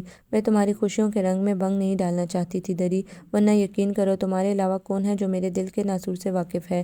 وہ گہرا سانس بھر کر بولی تو میں نے بے ساختہ اسے سینے سے لگا لیا، اور جانے کب کا رکا سیلاب بہہ اٹھا۔ وہ اتنا روئی کہ ہلکان ہو کر رہ گئی۔ میں نے بھی اسے رونے دیا، اور اس کے علاوہ میں کر بھی کیا سکتی تھی؟ خود میرے آنسو میرے اختیار میں نہ تھے۔ عباد نے اسے چھوڑ دیا تھا۔ دکھ اس بات کا نہیں تھا، بلکہ دکھ تو اس لیے تھا کہ کسی کا فیصلہ کسی کی زندگی برباد کر گیا۔ زیبی سے گھر میں سبھی محبت کرتے تھے، لہٰذا سب کو ہی بے حد افسوس ہوا۔ حسان بھی مجھے افسردہ دیکھ کر بہت دکھی ہو رہے تھے۔ سبھی مجھے تسلی دے رہے تھے، مگر مجھ سے زیبی کے آنسو بھلائے نہ جاتے۔ اب میں نے اس کا کچھ زیادہ ہی خیال رکھنا شروع کر دیا تھا۔ بمشکل اسے آفس جانے کے لیے راضی کیا، پھر اس کے بعد روز اسے فون کرتی، کبھی ملنے چلی جاتی۔ وہ قدرے نارمل ہو گئی تھی۔ وقت سب سے بڑا مرہم ہے، کسی نے ٹھیک ہی کہا ہے۔ کم از کم زیبی بظاہر بالکل ٹھیک لگتی، گزرتے وقت نے اس کے بھی زخم شاید مندمل کر دیے تھے۔ وہ کچھ نارمل ہوئی تو مجھے بھی قرار آ گیا۔ اسی دوران بسمہ کے یہاں ایک عدد بیٹے کی ولادت ہو گئی۔ خوشی کی خبر تھی، لہٰذا میں اور حسان پہلی فرصت میں ہاسپٹل دوڑے۔ بسمہ کا بیٹا بہت خوبصورت تھا، گول مٹول سا۔ اسے گود میں لے کر میرے اندر یکدم محرومی کا احساس کروٹیں لینے لگا۔ ناصر اور بسمہ کی خوشی دیکھنے والی تھی۔ اب تو بسمہ کی ساس بھی اس کے ساتھ بے حد محبت اور شفقت سے پیش آ رہی تھی۔ یکدم مجھے حسان کی ماما کا خیال آیا۔ اب وہ مجھے اٹھتے بیٹھتے حسان کی اولاد دیکھنے کی خواہش جتانے لگی تھی۔ میں بھی کیا کرتی؟ سال ہونے کو آیا تھا ہماری شادی کو، اور فی الحال ایسی کوئی نوید مجھے نہیں ملی تھی جو میرے گلشن کو بہاروں سے آباد کر دیتی۔ بہت خوبصورت ہے میرا بھانجا، بالکل ماموں پر گیا ہے، سیف بچے کو گود میں لیے کہہ رہا تھا۔ ماموں جان خاصے خوش فہم واقع ہوئے ہیں، ناصر نے چڑھاتے ہوئے کہا۔ وہ دونوں نوک جھونک میں لگ گئے۔ میں نے مٹھائی منگوا کر سب کا منہ میٹھا کرایا۔ گڑیا بھی حیران نظروں سے سب کو دیکھ رہی تھی۔ بسمہ کے پاس رات کو ٹھہرنے کا مسئلہ تھا۔ امی کو سیف کی وجہ سے پریشانی تھی، جبکہ بسمہ کی ساس اب آخری بیٹی کی شادی کے بعد اکیلی رہ گئی تھیں، لہٰذا گڑیا کو سنبھالنے کے باعث رک نہ سکی، تو میں نے حسان سے پوچھ کر اپنی خدمات پیش کر دیں۔ آج تم بہت خوبصورت لگ رہی ہو بسمہ۔ رات کو وہ بچے کو سلا کر اسے محبت سے دیکھ رہی تھی تو میں بلا ارادہ بول اٹھی۔ اس کے چہرے پر ممتا کے لازوال اور الوہی رنگ پھیلے ہوئے تھے۔ کیوں، آج ایسی کیا خاص بات ہے؟ وہ ہنس کر میری جانب متوجہ ہوئی۔ آج تمہارے چہرے پر ممتا کا تقدس جو ہے، میں نے جواب دیا تو وہ مزید ہنس پڑی۔ سنو، وہ ہنسی رو کر مجھ سے سرگوشیانہ انداز میں بولی، اب تم بھی مجھے اسی طرح کی تعریف کرنے کا موقع عطا کرو ڈیئر، تمہارے کمنٹس لوٹانے ہیں مجھے۔ اس کا لہجہ معنی خیز اور شوق تھا۔ میں بلش ہونے کے ساتھ ساتھ افسردہ بھی ہو گئی۔ خواہش تو میری اور حسان کی بھی یہی تھی، مگر سوائے دعا کے ہم کچھ نہیں کر سکتے تھے۔ بسمہ سوا مہینہ امی کے یہاں گزار کر جانے والی تھی کہ اس روز اس نے مجھے بلوا لیا۔ امی نے ہم دونوں کو اسی لیے بلوایا تھا کہ سیف کو شادی کے لیے راضی کریں، جس کو وہ گزشتہ سال بھر سے ٹال رہا تھا۔ اوکے، میں بات کرتی ہوں، میں نے عزم سے اٹھتے ہوئے کہا۔ تم بھی آؤ۔ میں نے بسمہ کو پیچھے آنے کا اشارہ کیا تو وہ نفی میں سر ہلانے لگی۔ میں نے بہت سمجھایا، اب تم بولو جا کر۔ اس نے صاف انکار کیا تو مجھے اکیلے ہی سیف کے کمرے کی طرف آنا پڑا۔ یوں بھی وہ بسمہ سے زیادہ مجھ سے بے تکلف تھا، دل کی بات کہہ ڈالتا تھا، اور آج تو عزم صمیم لے کر آئی تھی کہ وجہ انکار معلوم کر کے رہوں گی۔ سیف میں اندر آئی تو وہ رائٹنگ ٹیبل پر بیٹھا کچھ لکھ رہا تھا۔ میرے پکارنے پر گھوما۔ جی آپی آئیے نا، اندر آئیے۔ مجھے دروازے میں کھڑے اس پر سوالیہ نظر جمائے دیکھ کر وہ قدرے نروس ہوا۔ کیا آج رات یہیں رہنے کا پروگرام ہے؟ میرے اندر آنے پر اس نے گھڑی دیکھی۔ جی میں رہنے کے پروگرام سے آئی ہوں۔ تمہیں یہ بھی پتہ نہیں؟ امی اس قدر اکیلی ہیں کہ میری سمجھ نہیں آتا کہ بسمہ کے جانے کے بعد وہ کیا کریں گی۔ آج کل تو پھر بھی دل بہلا رہتا ہے ان کا۔ میں نے فوراً ہی تیز لہجے میں کہنا شروع کیا تو وہ جھیم کر سر کھجانے لگا۔ میرا خیال ہے کہ گڑیا کو جب تک اس کا اسکول میں ایڈمیشن نہیں ہو جاتا یہیں رکھ لیتے ہیں، امی کا دل بہلا رہے گا۔ اس نے اتنا احمقانہ مشورہ دیا کہ مجھے تاؤ آ گیا۔ لگتا ہے عقل بالکل ہی گھاس چرنے چلی گئی ہے تمہاری۔ امی کو نواسی کو نہیں، پوتے پوتیوں کی ضرورت ہے، سمجھے؟ اور اب ہم نے تمہاری شادی کا پکا ارادہ کر لیا ہے۔ ایک دو لڑکیاں بھی دیکھ رکھی ہیں میں نے۔ غصیلے تیوروں سے دیکھتے ہوئے باقاعدہ ڈپٹتے ہوئے اطلاع دی تو وہ سچ مچ بوکھلا گیا۔ فار ہیون سیک آپی، یہ سب آپ کیا کہہ رہی ہیں؟ ٹھیک کہہ رہی ہوں میں۔ امی کی شدید خواہش ہے بہو لانے کی۔ یا تو تم اپنی پسند بتاؤ یا پھر ہماری پسند کردہ لڑکی سے شادی کر لو، نہیں تو آئندہ ہم تینوں میں سے کسی سے بھی بات کرنے کی ضرورت نہیں۔ میں نے حتمی انداز میں کہہ کر اٹھتے ہوئے اسے وارننگ دی اور کمرے سے نکل آئی۔ وہ آپی آپی کہتا رہا مگر میں نے مسکرا کر سنی انسنی کر دی۔ بسمہ اور امی میری دھمکی سن کر مطمئن ہو گئی کیونکہ اس کے کارگر ہونے کے 100% چانسز تھے، اور واقعی صبح سیف مجھے اپنی پسند بتا کر حیران کر گیا۔ سیف کیا تم واقعی سیریس ہو؟ میں حیرت اور مسرت کے گرداب میں پھنس گئی تھی۔ اس نے قطعیت سے کہا، مگر اپنی پسند بتانے کی جرأت اس لیے نہیں کی کہ کہیں امی اور آپ لوگ مجھے انکار نہ کر دیں، اور زیبی کے علاوہ میں کسی کے بارے میں ایسا سوچنا بھی نہیں چاہتا۔ اس کا انداز سادہ مگر حتمی تھا۔ ترس کھا رہے ہو اس پر؟ میں نے کھوجتی نظریں اس پر جمائیں۔ مجھے بھی ایک ہی زندگی ملی ہے، اسے محض ترس کی نظر نہیں کر سکتا۔ اس کا جملہ بہت واضح تھا۔ میں ششدر رہ گئی۔ مگر مجھے امی اور آپ دونوں کے انکار کا خوف ہے۔ ہم انکار بھلا کیوں کریں گے؟ زیبی کے ساتھ جو کچھ ہوا وہ میں اچھی طرح جانتی ہوں، لیکن زیبی کے بارے میں کچھ نہیں کہا جا سکتا۔ میں نے اسے یقین دلایا، ساتھ ہی زیبی کی طرف سے خدشہ بھی ظاہر کر دیا۔ تو کیا آپ اور امی؟ سیف کی آنکھوں کی چمک مجھ سے مخفی نہیں تھی۔ انہیں میں منا لوں گی، بلکہ مجھے یقین ہے کہ وہ معترض نہ ہوں گی، مگر یہ بتاؤ زیبی سے بھی کچھ کہا ہے کہ نہیں؟ آپ سب کی مرضی کے بغیر میں اسے کوئی آس نہیں دلانا چاہتا، یوں بھی اس کا پہلا تجربہ ہی بہت تلخ ہے۔ سیف نے شانے چٹکتے ہوئے سنجیدگی اور آزادگی سے کہا، اور اب یہ کام آپ کو کرنا ہے۔ وہ بڑے مان سے بولا، مجھے؟ میں گھبرا کر پیچھے ہٹی۔ ایک میری گردن پتلی نظر آ رہی ہے تمہیں؟ میں نے مصنوعی غصہ دکھایا۔ پلیز آپی، دونوں طرف کا میدان اب آپ کو ہی مارنا ہے، وہ کہہ کر چلا گیا۔ امی اور بسمہ کو میں نے بتایا تو وہ چند لمحے متذبذب ہو گئیں۔ بسمہ کے تاثرات سے تو اقرار جھلک رہا تھا، البتہ امی متفکر تھی۔ آپ کو کوئی اعتراض ہے امی؟ میں نے ڈرتے ڈرتے سوال کیا، کیونکہ انکار سننے کی تاب نہ تھی مجھ میں۔ میں سیف کا مان رکھنا چاہتی تھی۔ امی نے مجھے چند ثانیے سنجیدہ نظروں سے دیکھا۔ نہیں، انہوں نے گہری سانس بھری، بلکہ افسوس تو مجھے اپنے آپ پر ہے کہ میں نے خود ایسا کیوں نہ سوچا، اور زیبی تو بہت پیاری اور مخلص بچی ہے، اس کے تو بہت احسان ہے ہم پر۔ امی کے لہجے میں ستائش اور احسان مندی دونوں ہی جذبے تھے۔ پلیز امی، آپ سیف کی خواہش کو زیبی کے احسان کا بدلہ یا رد عمل نہ سمجھیں، بلکہ یہ جذبہ تو اس کے اندر بہت پہلے سے پنپ رہا تھا، اور اب اسی بات کا یقین ہمیں زیبی کو دلانا ہے۔ میں نے کہا تو بسمہ نے بھی میری تائید کی۔ امی میرا موقف سمجھ گئی تھی۔ پاگل ہو گئی ہو؟ زیبی حسب توقع بری طرح بھڑک اٹھی۔ امی اور بسمہ باہر کاکا جان کے ساتھ بات کر رہی تھی۔ آج ہم سب اسی ارادے سے آئے تھے۔ میں زیبی کو زبردستی کمرے میں کھینچ لائی اور اسے ساری بات بتا دی۔ کوئی ضرورت نہیں مجھ پر احسان کرنے کی، ترس کھانے کی، مجھے اپنی بے لوث محبتوں کا بدلہ نہیں چاہیے۔ زیبی نے غصے سے مجھے گھورا۔ وہ میری توقع کے مطابق یہی کچھ سوچ سکتی تھی۔ پلیز زیبی، مجھے اپنی عزیز ترین شخصیت کی قسم ایسی کوئی بات نہیں، میں نے نرمی مگر بھرپور سنجیدگی سے کہا تو وہ ٹٹولتی نظروں سے مجھے دیکھنے لگی۔ میں نے نرمی سے اس کا ہاتھ تھام لیا۔ آئی سوئر زیبی، یہ سیف کی ہی نہیں ہم سب کی خواہش ہے، اور یقین کرو اگر عباد سے تمہارا نکاح نہ ہوا ہوتا تو سیف بہت پہلے تمہیں پروپوز کر دیتا۔ یہ بات مجھے آج ہی سیف کی ڈائری سے پتہ چلی تھی۔ دری، وہ متذبذب سی ہو رہی تھی، ہونٹ کاٹتے ہوئے اس کے چہرے پر بڑے نرم مگر گمبھیر تاثرات تھے۔ اوکے، اگر یقین نہیں آتا تو یہ پکڑو، سیف کی ڈائری پڑھ لو، بھری پڑی ہے اپنی ناکام محبت سے۔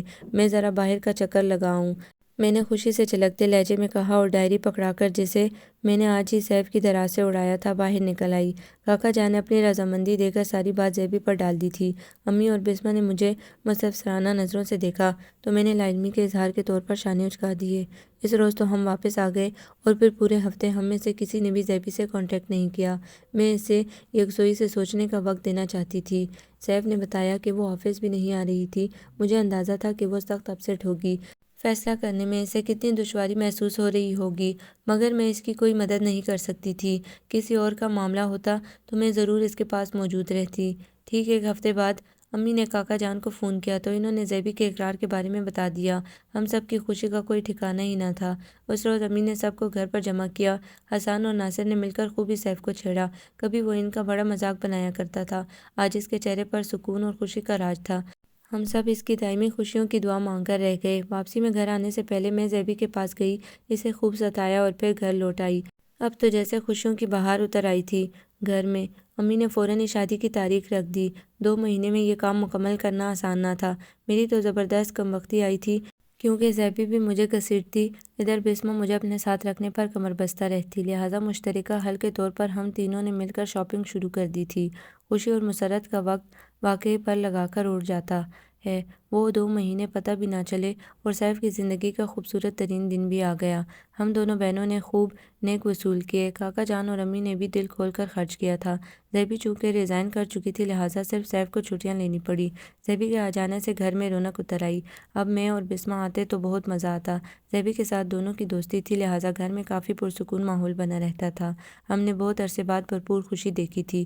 پرانے تکلیف کے دن یاد کر کے کبھی کبھی بہت آزردہ ہو جاتے، ایسے میں ابو کی یاد بہت ستاتی۔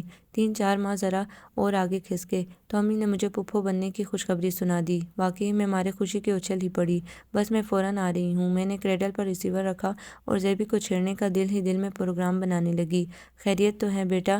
حسان کی ماما میرے چیخنے پر کمرے سے نکل آئیں۔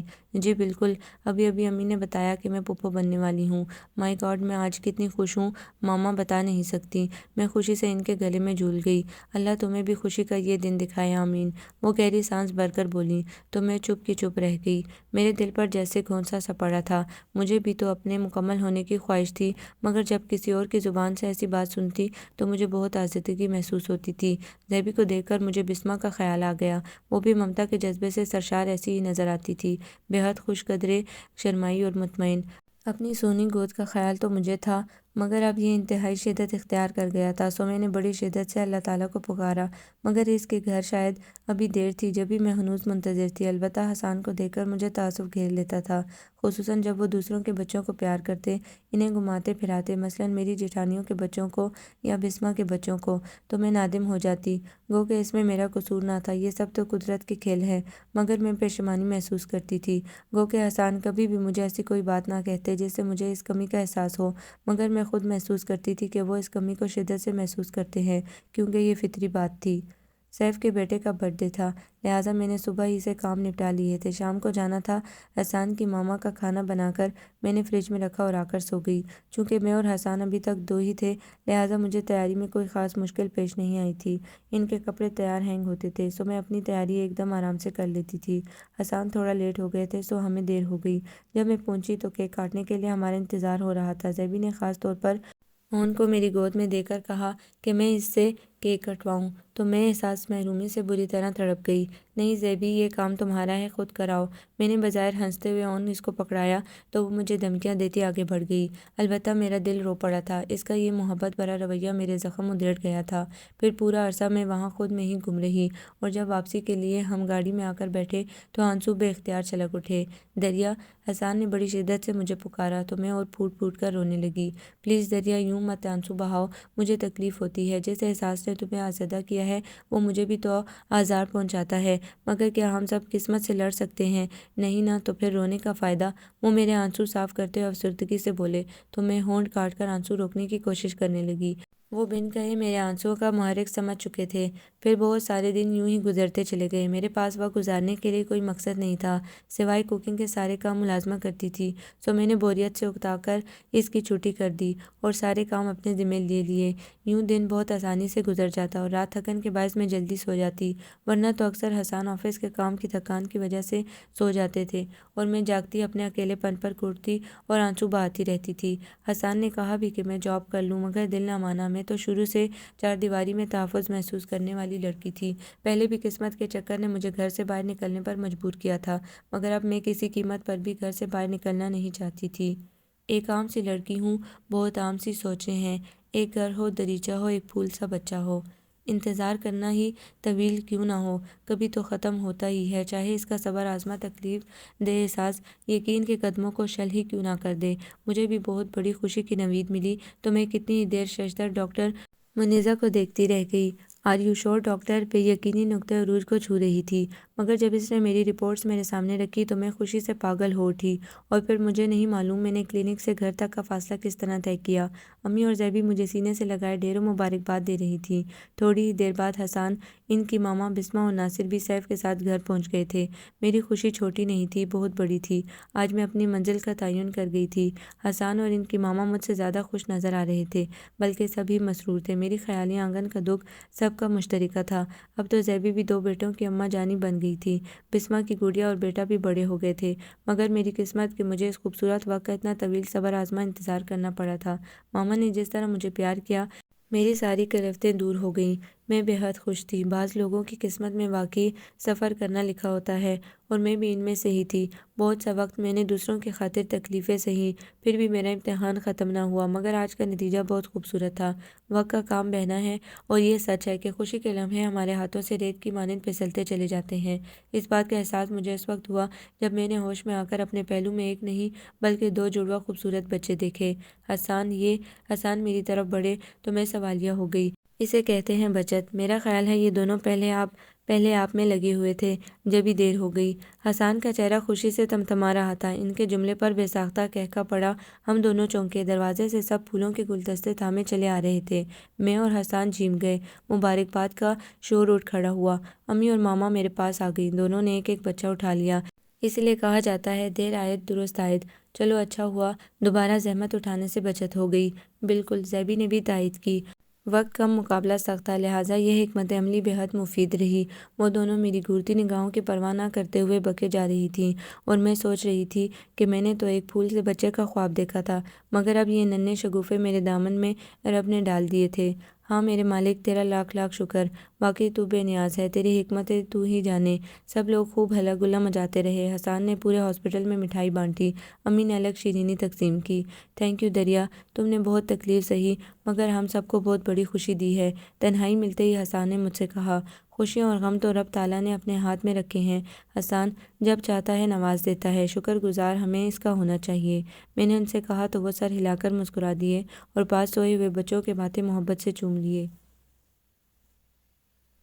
آپ کو یہ ناول کیسا لگا؟ کمنٹس میں اپنی رائے ضرور دیں۔ ہمارے چینل کو لائک کریں، سبسکرائب کریں، شیئر کریں۔